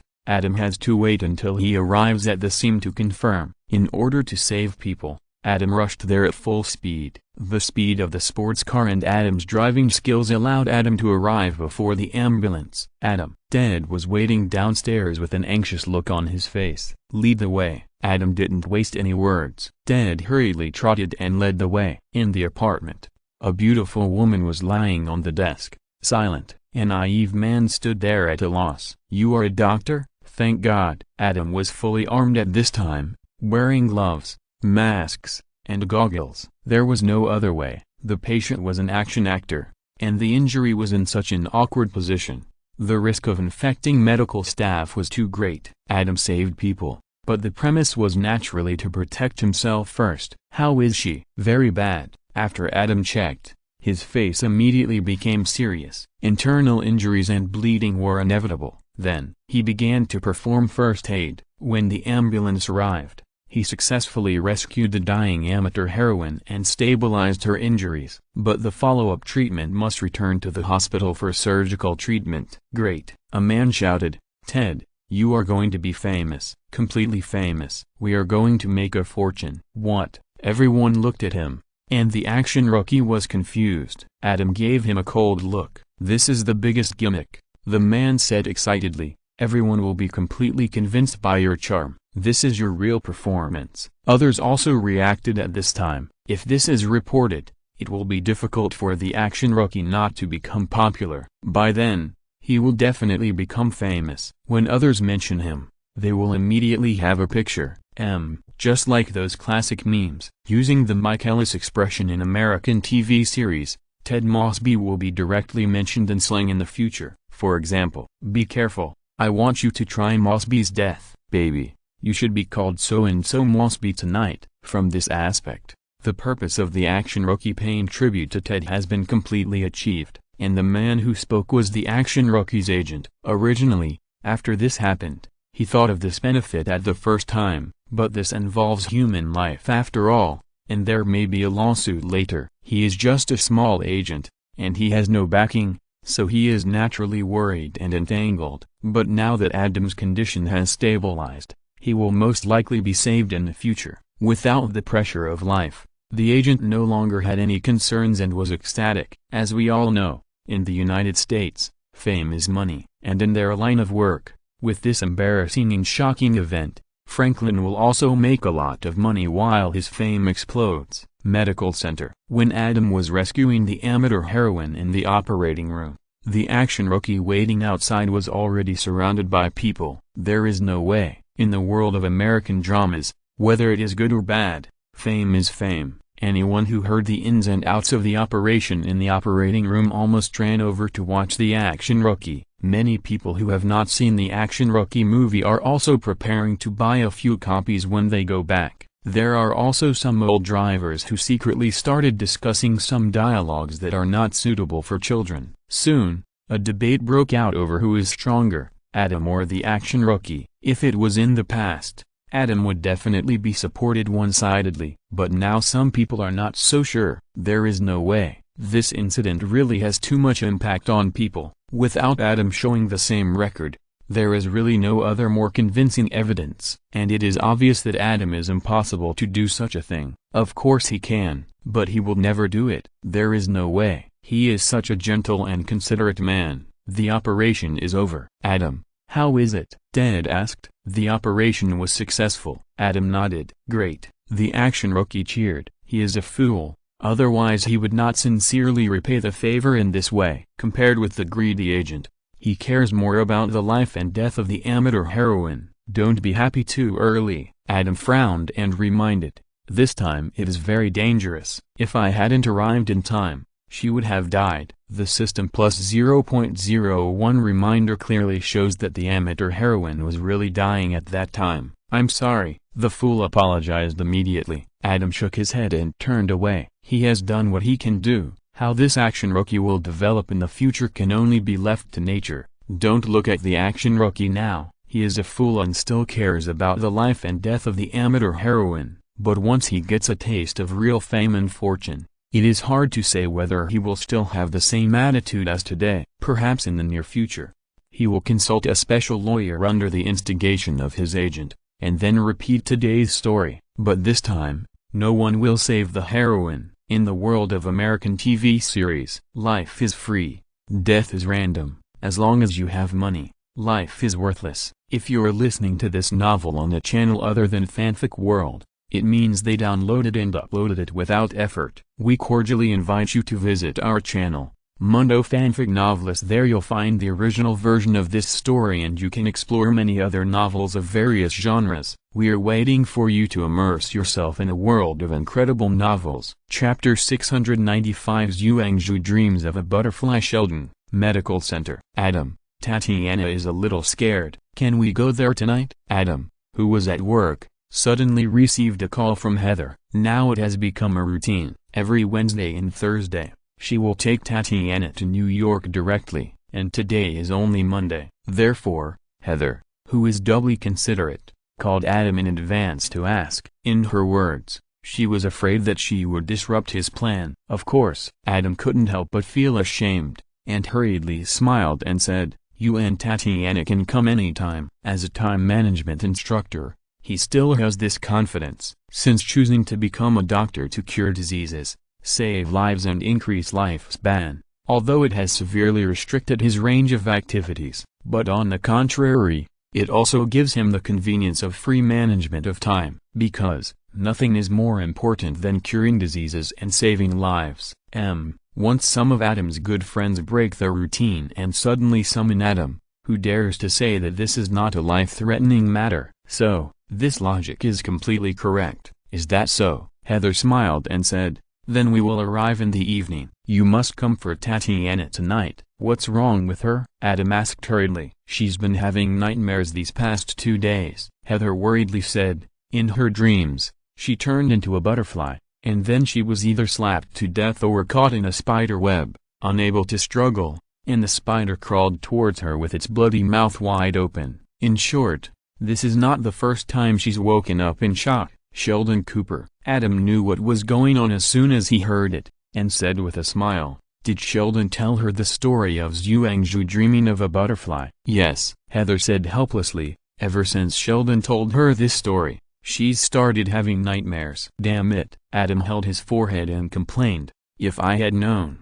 I wouldn't have introduced Sheldon to them." "That's right, Sheldon is now also friends with Tatiana." It's hard for Tatiana to make friends in her situation. Therefore, Adam, who had a sudden idea last time, thought that the most suitable friend for Tatiana was actually Megan, the painless superpower girl. They were of similar origins, ages, and situations. One was righteous, the other was kind. They were the most suitable to be good girlfriends. Of course, the premise is that Megan first learns and develops Sheldon's obsessive-compulsive disorder and misophobia, and thoroughly protects herself from the living habits. As long as Megan and Tatiana don't live together, and Tatiana doesn't learn to be like Howard, who often pranks Sheldon, the two can definitely live in harmony without any problems. With Adam's matchmaking, Tatiana has met Megan, and they usually contact each other by phone. Every Wednesday and Thursday, Heather will bring Tatiana to New York to play with Megan. As one of the only friends, Megan quickly introduced Tatiana to Sheldon remotely. Now, the three of them are in frequent contact. As for the time, it is mainly on Wednesday nights comic day. This night, Tatiana will be with Megan, read the latest comics, and then have a video call with Sheldon to discuss the new comics together. Technology changes life. It's only 1999, so it's naturally not the era when video calls are connected to thousands of households. But as Heather's adopted daughter, it's actually normal to use video calls now. Adam sent someone to install it at Sheldon and Megan's homes. This was also a small trick that attracted Sheldon at the beginning. Video calls are so fresh. Imagine that Sheldon will never be disconnected from the internet in the future. He can only breathe fresh air and touch flowers and butterflies in the VR world. He finally went into the forest and held his mobile phone all the time, reminding himself that the network signal was disappearing again and again. How happy and enthusiastic this heavy internet-addicted teenager is to play video calls in this era. And in this era when video calls are rare, who can he contact with this video phone except Tatiana's and Megan's families who have specially installed it? Just this small trick has greatly promoted the relationship between the three little ones. The night before yesterday, I don't know what happened, but the three little ones talked about butterflies. Sheldon recalled the philosophy class he took when he was 11 years old and just went to college. The hippie-like female philosophy teacher told him the story of Zhuangzhu dreaming of a butterfly and the philosophical thinking contained in it. Then he told Tatiana and Megan about a dream he often had during that time. In the dream, he couldn't tell the difference between reality and dream at all, as if he was trapped in an infinite nesting doll dream within a dream. Of course, he would never forget that in the dream, he thought he woke up, but unexpectedly he turned into a butterfly with his face lying on the pillow. When he terrifiedly asked for help from his sister Missy, who was in another bed, Missy just took a fly swatter, smiled grimly, and slapped him fiercely. Sisters are really the most annoying. It's the same in dreams. At that time, even at one time, when his mother called him to go to school, he just lay in bed motionless, because he realized dreams and wakefulness, survival and death, philosophers and butterflies. There is no difference in essence. Everything that exists is false. He lying down and being salted fish is actually the same as him getting up to go to college. In this case, why did he bother to go to college, and then open his eyes again? It was another dream. Although Sheldon Cooper later mocked himself as Leonard's muscle bodyguard, he had trouble even running, not to mention repeating these meaningless dream lives. How tiring it was. It would be better to lie down comfortably. This would also save him from dealing with these hateful hippie teachers and all the stupid earthlings. In the end, this state of Zen enlightenment was destroyed by his father George with violence. Obviously, although he and his father both used physics to convince people. But his father's state is a little higher. Physics is very persuasive. Megan, who was born heroic and generous, didn't care about Sheldon's story and insights at all, and just laughed it off. But Tatiana, who was more thoughtful, kept it in mind. After hanging up the phone, I dreamed about it that night. Then I was awakened every time. Heather naturally comforted him, but it didn't seem to be very effective. Then, Heather thought of Adam first, but after thinking about it, the first call she made was to Juno. After all, she knew that Adam was very persistent in curing illnesses and saving lives, and she didn't want to bother Adam if she could avoid it. In this regard, Juno didn't have this problem. Being a doctor and saving lives was just a hobby for Juno, and she didn't have Adam's dedication and dedication. With Juno's reminder, she felt that it would be better for Adam to solve this problem. It's not that Juno can't solve it, as long as she is given time. There is no psychological problem that she can solve. However, as the only man in the circle of friends, Adam has a fatherly aura. At this moment, comforting the frightened daughter will have an immediate effect. Chapter 696, Good Tai Kai, Medical Center. After hanging up the phone with Heather, Adam shook his head with a dumb smile. Sheldon is indeed a child of destiny. Even though 8 years have passed, Sheldon's childhood stories are repeated around Adam almost every week, making Adam constantly recall the interesting things about little Sheldon. Maybe this is life. Then, he began to think about how to comfort the thoughtful Tatiana. Before, Sheldon read Descartes' Meditations on First Philosophy overnight, and talked with René Carr, a mathematician and philosopher. In his dream, inspiration flashed, and he tried to refute Zhuang Zhu's dream of the butterfly with Descartes' classic quote, "I think, therefore I am. I think, therefore I am." That is, if I ask a question, then I have thought about it, and if I think about it, then I must exist. But unfortunately, when humans think, God laughs. Even if this human is Sheldon, I think, therefore I am. And I can't refute Zhuang Zhu's dream of the butterfly, because dreams can also feel thinking. Infinite dreams within dreams. No one can tell which one is the real entity. These complex and profound philosophical speculations, after thousands of years of human experience, countless brilliant and wise men can only raise questions, but cannot give perfect answers. Even if Adam's wisdom is close to Sheldon's, it is impossible for him to answer these questions about the origin of the world immediately. Then use these answers to explain to Tatiana to comfort her. But he doesn't have to do that at all, since the problem can't be solved, and the person who raised the question can't be solved. Then move the problem. Adam is still quite confident about this. He just waits for Heather and the others to come in the evening, and then he will perform Kaian Kun Dian Yi, Yi Hua Ji Yu, Zuan Sheng Yi, Tai Kai to receive the transformation. Time soon came to noon. Buffet restaurant. Meredith, You have been getting closer to your stepmother recently, Christina said casually. She's not my stepmother. Meredith was very sensitive to this and immediately retorted, she's just my biological father's current wife, and she has nothing to do with me. Okay, Christina shrugged and said, you've been getting closer to your biological father's wife recently. You used to avoid her, but now you're not only seeing her, but you're also talking and laughing with her.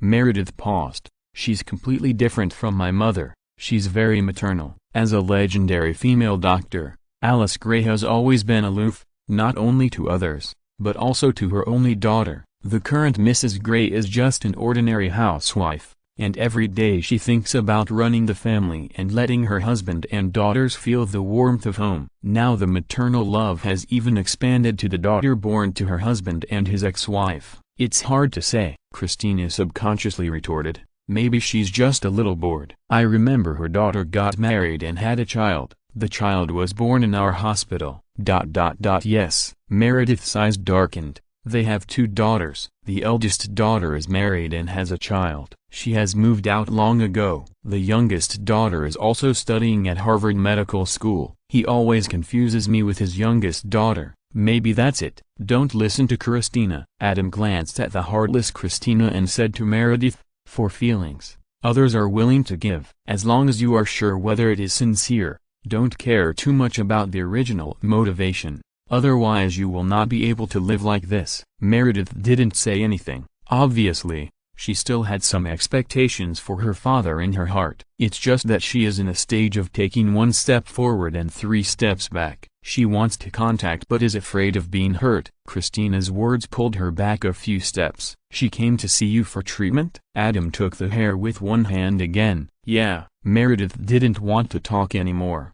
But when she heard Adam mention this, she remembered the business. She often hiccups, and it has affected her sleep recently. She knows that I will be taking the internship assessment exam soon, to test the internship results and determine the residency specialty. If it wasn't too serious, she wouldn't come to me. Adam, can you help me take a look? Of course. Adam nodded. I'll go with you to see it later. How did you diagnose it? She has acid reflux. Meredith introduced. She used to have hiccups, intermittently, and it has been more serious recently. I gave her some chlorpromazine, which worked immediately, but after the effect of the medicine wore off, it came back again. Now I plan to recommend her to do endoscopic gastric fold. In endoscopic gastric fold, a tube is inserted into the patient's throat, and then the bottom of the esophagus is sutured to prevent it from being corroded by gastric acid. Why don't you try non-surgical methods to treat hiccups first? Adam frowned. As surgeons, we naturally start with surgery. But she is your biological father's wife, and she is willing to come to you for treatment, which shows that she trusts you. You should pay more attention to her. Surgery. The knife will cure the disease. It looks good. But all doctors know that if you can avoid surgery, you should never do it, even if the operation is small and mature, because no one can predict what will happen. Anesthesia before surgery, accidents during surgery, and complications after surgery. Any one of them can make a small symptom develop into a critical illness or even death. Then what should I do? Meredith was embarrassed, because she also knew that what Adam said was the attitude a doctor should have towards his relatives. Safety first. Instead of just thinking about solving the problem as quickly and conveniently as possible. This means that she really did not regard this woman who tried to give her maternal warmth as a relative. Let's try conventional non-invasive treatment first. Adam smiled and said, there are so many methods. We have to make sure they are ineffective before we proceed with more risky surgery. Yes, Christina interrupted. Deep breathing, drinking water and bending over, breath holding. There are so many methods that there must be one that suits her. If it doesn't work, don't we still have massage? That works wonders. No, Meredith subconsciously shouted, I don't do massage. Then she stared at Christina with an embarrassed look on her face. What are you thinking? You asked me to give her a massage? What's wrong? Christina spread her hands and said, take a cotton swab, put it in the patient's mouth, and use the soft end to massage the middle of the front jaw. Generally, massage for 1 minute will have a miraculous effect. What's the problem? Haha. Adam couldn't help laughing. Christina laughed too. Shut up. Meredith knew now that she had not wronged Christina. The massage to stop hiccups that she understood was the miraculous massage that Christina implied, not the regular massage that Christina talked about. This is because Adam told them about this, which made them particularly impressed. When it comes to the massage method of stopping hiccups, they can't help but turn upside down. Chapter 697 Don't Bully Sheldon. Medical Center. Adam accompanied Meredith to the ward to see Mrs. Gray. After a checkup, Adam suggested that they try conventional treatment first. Mrs. Gray naturally had no objection. In order to build a good relationship with her two daughters' half-sister, she had done her homework in advance and naturally knew who Adam was. Adam naturally helped with conventional treatment, but the effect was poor. Even the regular massage was the same. You do it. You should do it. I can't do it either. Are you sure I can do it? In the end, although it was extremely embarrassing, the miraculous massage method to stop hiccups was still put on the treatment agenda. But whether it was Adam or Meredith, you pushed it to me and I pushed it to you, and neither of them was willing to do it. Meredith won't say anything, no matter how much she refused to admit it. Mrs. Gray was actually her stepmother. It was too shameful for her to give this stepmother, who had a complicated relationship with her, such a long distance, this kind of treatment. She was completely unable to reach the professional level of ignoring everything. But Adam could do this. First of all, he was professional enough. Secondly, his brain was strong enough to automatically encrypt memories that he didn't want to recall. But he still didn't want to. There was no way. He really didn't want to unconsciously trigger and unlock these inappropriate memories at certain times. And Mrs. Gray and Mr. Gray probably wouldn't want Adam to give Mrs. Gray this kind of treatment. In the end, the task was naturally handed over to Christina, who rolled her eyes wildly. Who made her outstanding enough, Meredith's best friend, and a female doctor. Adam took Christina and entered the operating room. Under the strange eyes of Christina and Meredith, he demonstrated the specific details of the treatment very professionally. Don't ask. Adam naturally knew what they were thinking. After the demonstration, he waved his hand to interrupt their possible questions. If you ask, I'm a genius.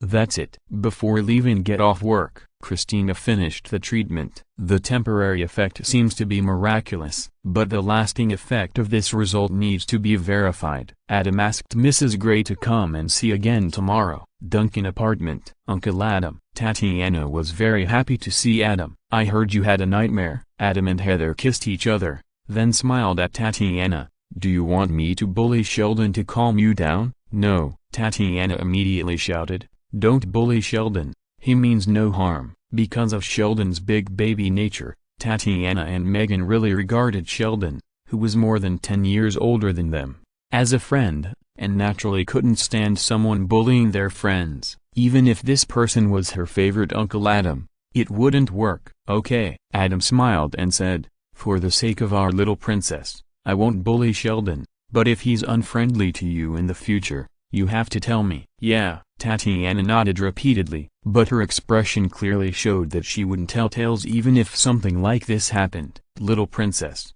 what are you afraid of? Adam began to get to the point. I don't know either, Tatiana said shyly. I just can't control my nightmares. Is it because Sheldon described to you the fear of turning into a butterfly? Adam smiled and said, actually, this is Sheldon's personal problem and has nothing to do with turning into a butterfly. He is afraid of everything. He subconsciously knows that he is easily treated maliciously by everyone, including his sister Missy, if he behaves like that. And didn't you notice that when Sheldon turned into a butterfly, he didn't fly at all, but just lay there motionless, screaming in fear? This is because in reality he is not good at sports. In high school, he loved going to school so much to point out all the mistakes of the teachers, but only in physical education class. In order to avoid the simplest sports activities, he lied for the first time and got a leave slip. If his mother hadn't forced him to go out, he would have stayed at home all the time. Even so,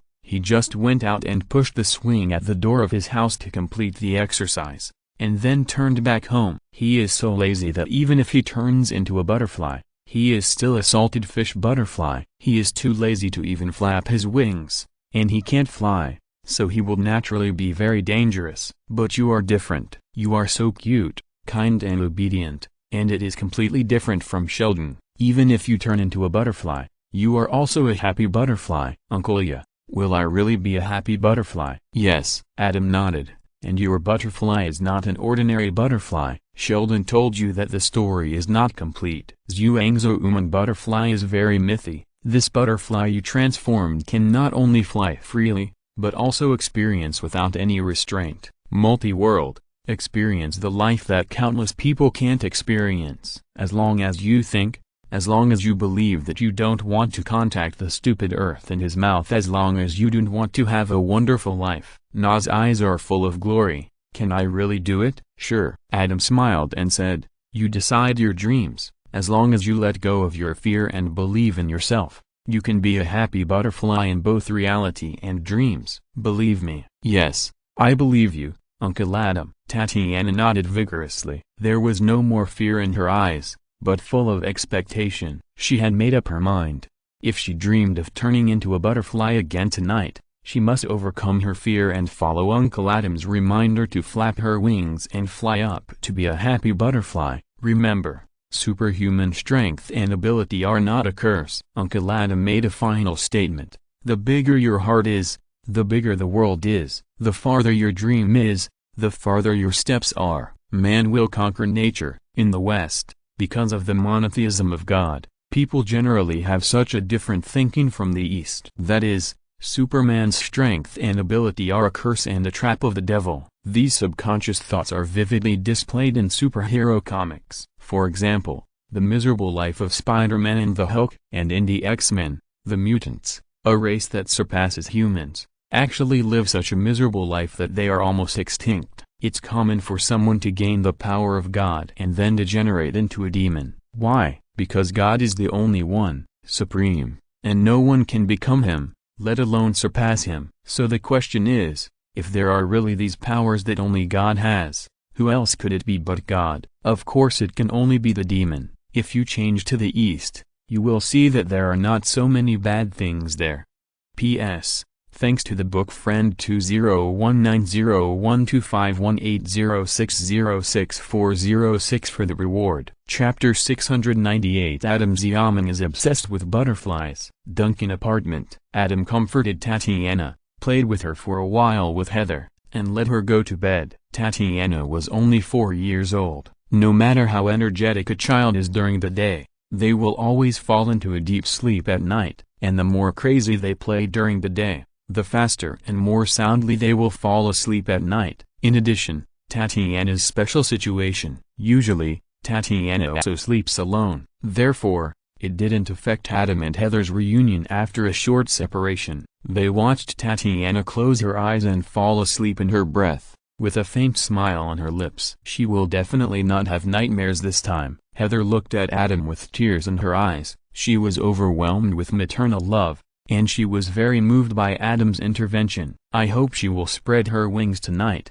fly over mountains and rivers, and the vast universe, and be free and free. Adam smiled and said, no longer bound by this body. Although Tatiana was adopted by Heather and became her only daughter, she was loved by Adam, Juno and everyone else. But no matter how good the external care is, it still can't make up for the regret of being trapped in such a body. Even if everyone loves her, Adam and Juno repeatedly remind her that the distance and protective measures must be maintained. Now she is only 4 years old, and she has already felt the differences in herself. She is well behaved and cute, and she naturally obeys these rules obediently. She doesn't need Adam and others to remind her at all. She really remembers them in her heart and acts accordingly. That well-behaved spirit, coupled with such a beautiful face, is simply distressing. However, current medicine cannot cure Tatiana's physical troubles at all. Even with the financial support of Adam and others, Tatiana can enjoy the best treatment, but she can only reach the peak of the lifespan of patients with the same disease, and it is almost inevitable that she will die young. This makes Adam, who is also facing premature death, feel the same. Therefore, Adam specially donated a large sum of money to AIDS research. On the one hand, it promotes the level of treatment in this area, strives for a breakthrough one day earlier, and allows AIDS patients to be completely cured. On the other hand, It is also to ensure that there is enough influence in this field, so that Tatiana can enjoy the most advanced treatment as soon as possible, prolong her life, and improve her quality of life. This state of racing against time, where hope grows as time goes by, is only different from Adam in terms of limits and controllability. Tatiana's future is full of uncertainty and upper limits, but what happened today reminded Adam, my life has its limits, but my knowledge has no limits. Add to that Zhuangzi's dream of the butterfly and the happy journey. Doesn't this provide another path? To put it simply, there is everything in dreams. This seems like a sarcastic remark, but if you think about it carefully, it's not really true for Tatiana. What is Zhuangzi's dream of the butterfly, reconstructed according to a certain worldview? Is it the infinite flow of the heavens? As long as you dare to think and are willing to think, you can really experience many different lives. Once she can comprehend Zhuangzi's free and easy artistic conception and achieves Zhuangzi's optimism of singing while beating a basin, then this body can no longer bind her. Even if you can't reach this state, just getting close is enough. In Adam's previous life, countless people could live a wonderful life alone as long as they had a mobile phone and wireless network. Isn't this a typical example of the spirit transcending the body? On the basis that medical technology cannot develop by leaps and bounds, cultivating Tatiana's spiritual cultivation in the way of dreaming and knowing without boundaries can definitely guarantee her quality of life to the greatest extent. Thinking of this, Adam told Heather these ideas. Heather was overjoyed when she heard it, and thought that this idea was really wonderful. Okay, let Tatiana dream and be free, Adam teased. As elders, we naturally have to be familiar with this worldview and methodology first, so that we can guide Tatiana at that time. Just like her pair of wings, Heather's eyes were as charming as silk. Yes, it's her pair of wings, Adam responded with a smile. Jushiren said, a short separation is better than a new marriage. With the gimmick of dreaming and being free, this night is really full of love. As a time management instructor, Adam arranged Heather on Wednesday and Thursday. Of course, not without reason. I have to study mathematics with Peggy for 2 days on the weekend, starting from Friday night. Peggy is an ice and snow girl entering the mortal world. Even with Adam's targeted training this year, her physical attributes have been greatly improved. But that icy and abstinent face made Adam feel uncomfortable. Heather had no such worries at all. Among Adam's many good friends, Heather not only had the highest comprehensive score in appearance and figure, but also had the most cooperation with Adam. She had a natural endurance talent, and Adam had trained her day and night for 4 years. If Peggy was one in terms of combat power, Heather today could almost beat 10 Peggys in terms of combat power.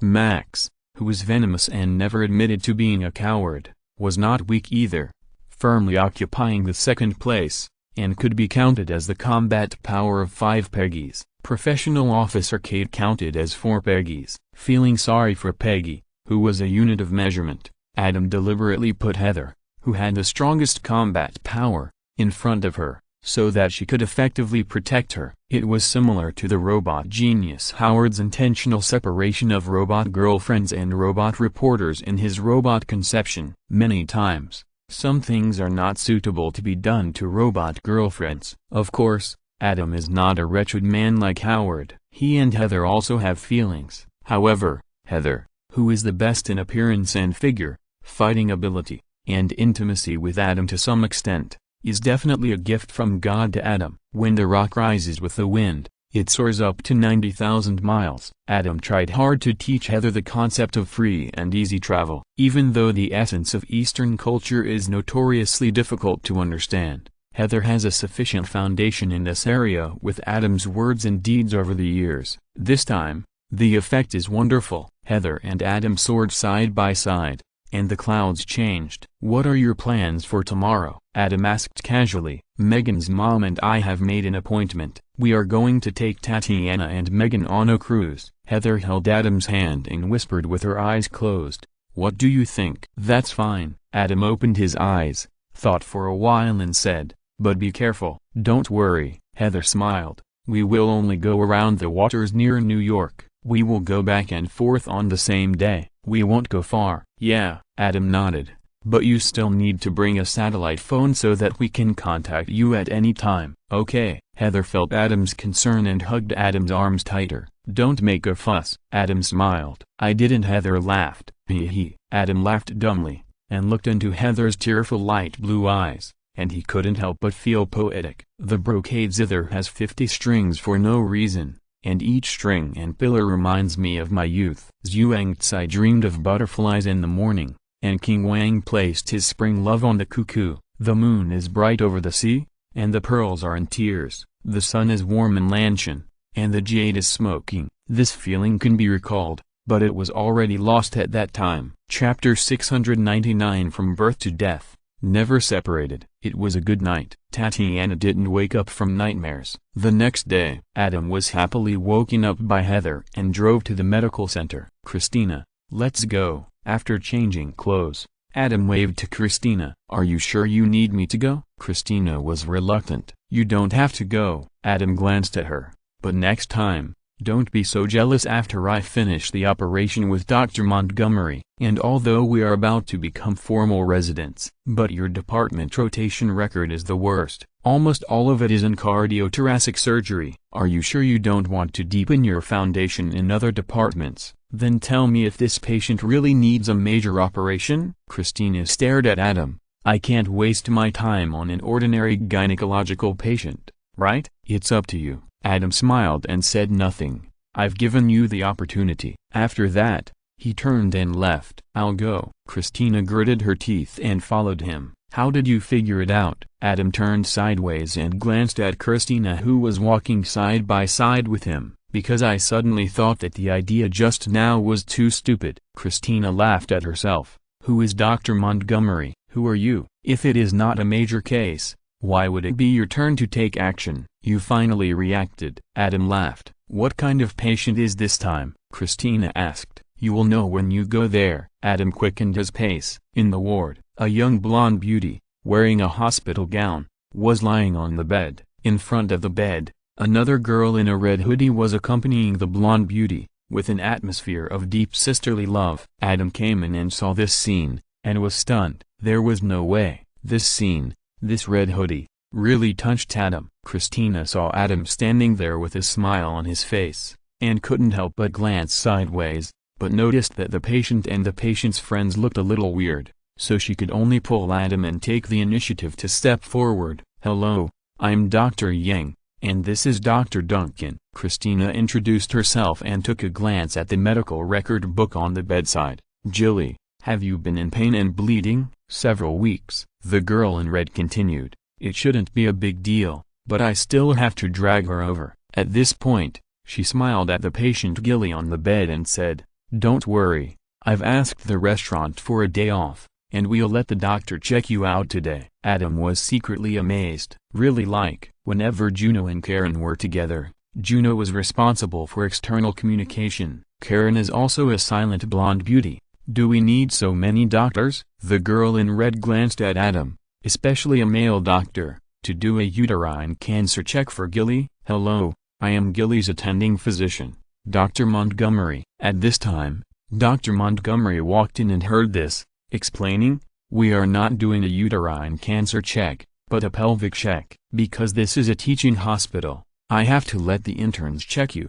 Dr. Duncan and Dr. Yang are the best interns here. If you feel uneasy about this, it's okay. Gilly, the blonde beauty who had been silent all the time, smiled and said, I'm helping you learn, right? Yes. Adam suppressed his thoughts and nodded and smiled at Gilly. That's good. Gilly pulled the girl in red who was obviously unhappy. Rachel, it's okay. Okay. The girl in red, Rachel, covered Gilly's hand with her palm and reluctantly agreed. That's the opposite. It's always Juno who comforts Karen, who is quite hostile to men. Adam couldn't help comparing this couple with his favorite Little Red Riding Hood couple, but he remained calm and maintained a professional attitude. If it weren't for this couple, who had many similarities with Juno and the others, Adam would never have lost his composure. Dr. Yang, come on. Dr. Montgomery glanced at Christina, made way, and motioned Christina to do the examination first. Okay. After a moment of hesitation,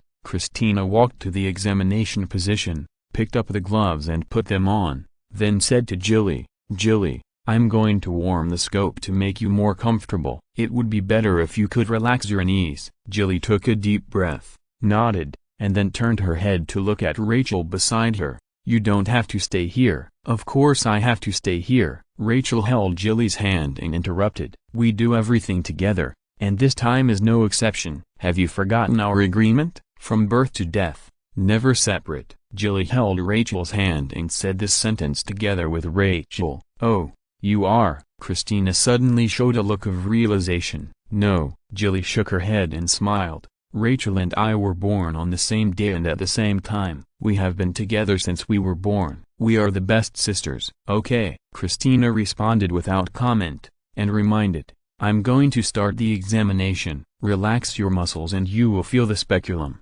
Then she couldn't say anything more, and looked up at Dr. Montgomery and Adam with a serious expression. "What's wrong?" Dr. Montgomery hadn't reacted yet. "If you can't find the cervix, point the speculum downwards." Christina made way and gestured for her to look. Dr. Montgomery went over to look inside, and his face suddenly became serious. "Okay, Jilly," Dr. Montgomery said, and was about to end the examination. "Wait a minute." Jilly took a deep breath and tried to stay calm. "He hasn't seen it yet." "You said you are a teaching hospital. He should see it with his own eyes to learn, right?" "Dr. Duncan." Dr. Montgomery gestured and made way. Adam went over to take a look inside in his heart. He noticed the complicated expression on Jilly's face, and knew that Jilly might have known about her condition. That's right, how could she not know when she was in this condition? "What did you find out?" Rachel, the girl in red, shouted. "Oh my God,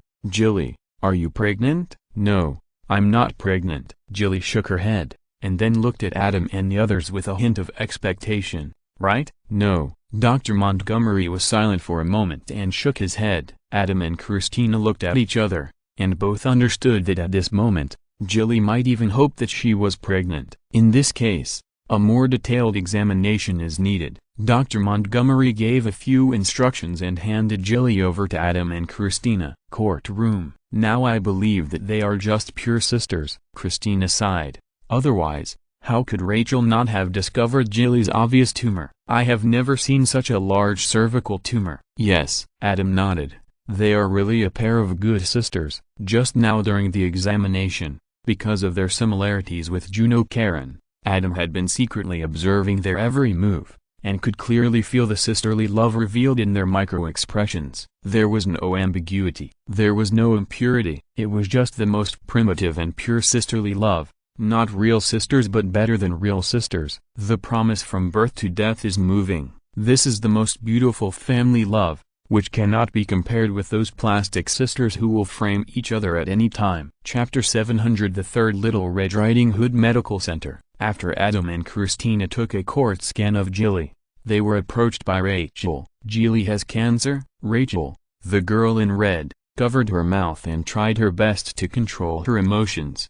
"It will take a few hours to get the biopsy results," Adam said tactfully. "If she has cancer, you have to tell me in advance." Rachel, the girl in red, held back her tears. "Because if you tell me in front of her, I will cry, and if I cry, she will cry too, and I don't want that." "You have to be prepared," Adam reminded. "Such an obvious condition. I think Jilly knew about it before, and it's not necessarily a bad thing to cry together at this time. It's better than holding it in your heart." Rachel, the girl in red, was stunned, glanced at Adam, and nodded. "Maybe." "No wonder Jilly is a little different. If it were normal, even if you were a doctor, she would not let you treat this disease for her, let alone insist." At this point, she covered her mouth directly, turned her back and lowered her head and cried. She must have known in advance and wanted to do something different and meaningful, which is why there is such a big change. Adam and Christina looked at each other and were silent. "If it is ordinary cervical cancer, which has not spread, then the uterus can be removed directly, the tumor can be removed, and chemotherapy can be used in the later stage, and you can live many more years. But the test results show that the cancer has spread. The specific extent of spread can only be determined by surgery. However, the court scan shows that it is already very serious." "Does she have any family members to contact?" Adam asked. "She has parents." Rachel, the girl in red, wiped her tears and choked up. But we ran away from home. We left at the age of 16 and never went back, and we have no contact. Why? Christina couldn't help asking. It's very complicated. Rachel, the girl in red, shook her head and said, in short, we won't contact them, and you shouldn't contact them either. I am her family, and she is my only family. We will respect your opinions. Adam did not comment. What she said may be right, but she is not a family member within the legal framework, so she does not have the rights that a family member should have. However, Adam and his friends just talked about it, and would not take the initiative to help contact. Whether Jilly's family members want to contact in the future depends on them. I heard that after this kind of operation, chemotherapy is required. Rachel, the girl in red, wiped her tears and said with a firm look, I will call the restaurant and change the day shift to the night shift so that I can pick up Jilly for chemotherapy every day. As she said that, she took out her mobile phone and made a call while walking away. Those who understand the difference between the day shift and the night shift will understand, especially for girls whose youth is fleeting. It is really not easy to make such a decision. Xu Renju said, the principle of getting along with people is to judge by deeds rather than by heart. But when you meet someone who can be judged by both deeds and heart, what else can you say? Of course, cherish them well. Adam and Christina were very curious about what the good sisters had experienced. However, this kind of thing is private after all, so it is not easy to ask too much. But I didn't expect that it would not take long. Adam and the others knew the reason. An elderly couple dressed in black appeared in the hospital with an embarrassed look on their faces. Adam recognized at a glance that they were not ordinary people, but devout believers of the Mennonite sect. These believers all wear the same black clothing, live together, and live in a farming commune-style life. They are extremely conservative and emphasize that the Bible is the highest faith and life. They don't drive cars, but only ride in horse-drawn carriages. They don't even use electric lights. A glimpse of the whole picture. They are incompatible with the secular world and are particularly eye-catching. We are looking for Jilly and Miller. The wife of the old couple looked anxious. Are you Jilly's parents? Adam suddenly realized, Mennonites are a branch of Protestant Christianity. However, unlike those believers who were baptized without knowing it since childhood, the believers of this sect emphasize freedom to join the church and adhere to their beliefs. Children in the Mennonite community will choose whether to be baptized after they become adults. There is no way, if their faith is not devout enough, they will not be able to persist in the primitive farming life they live. The adult baptism day is a very important day for the children in this Mennonite community. On this day, if you are baptized, you will officially become a member of the community. If you choose not to accept, you will be expelled from the community. It is a real expulsion and isolation. Not only are the expelled people not allowed to return to the community, but even the people in the community, including the parents of the expelled people, are not allowed to have any contact with them. This includes but is not limited to talking, or even looking at each other. For this community, the expelled people are already dead. Gilly and Rachel used to be people in this community, so it is no wonder that they have been away from home for so many years and have no contact with their families. Come with me. Adam brought the old couple to Gilly's ward. As soon as they walked outside the ward, they heard Rachel chattering about their future arrangements, comforting Gilly not to worry or be afraid, and that she would take care of everything and she would always be with Gilly. Mom, Dad? Gilly smiled and listened, but there was always a little depression in her expression, until Adam appeared at the door of the ward with the old couple. Her eyes lit up, and she couldn't help shouting out, "Why are you here?" Rachel, the girl in red, turned around and looked at them. Her face suddenly darkened. She stared at Adam. "Did you notify them?" "Not me," Adam reminded. "You were just hospitalized. Even if we notified you, we wouldn't be here now." "It's okay, Nauru." Jilly suppressed her excitement and tried to comfort Rachel. "No, Rachel," the girl in red insisted. "They want to take you back. Have you forgotten why we left in the first place?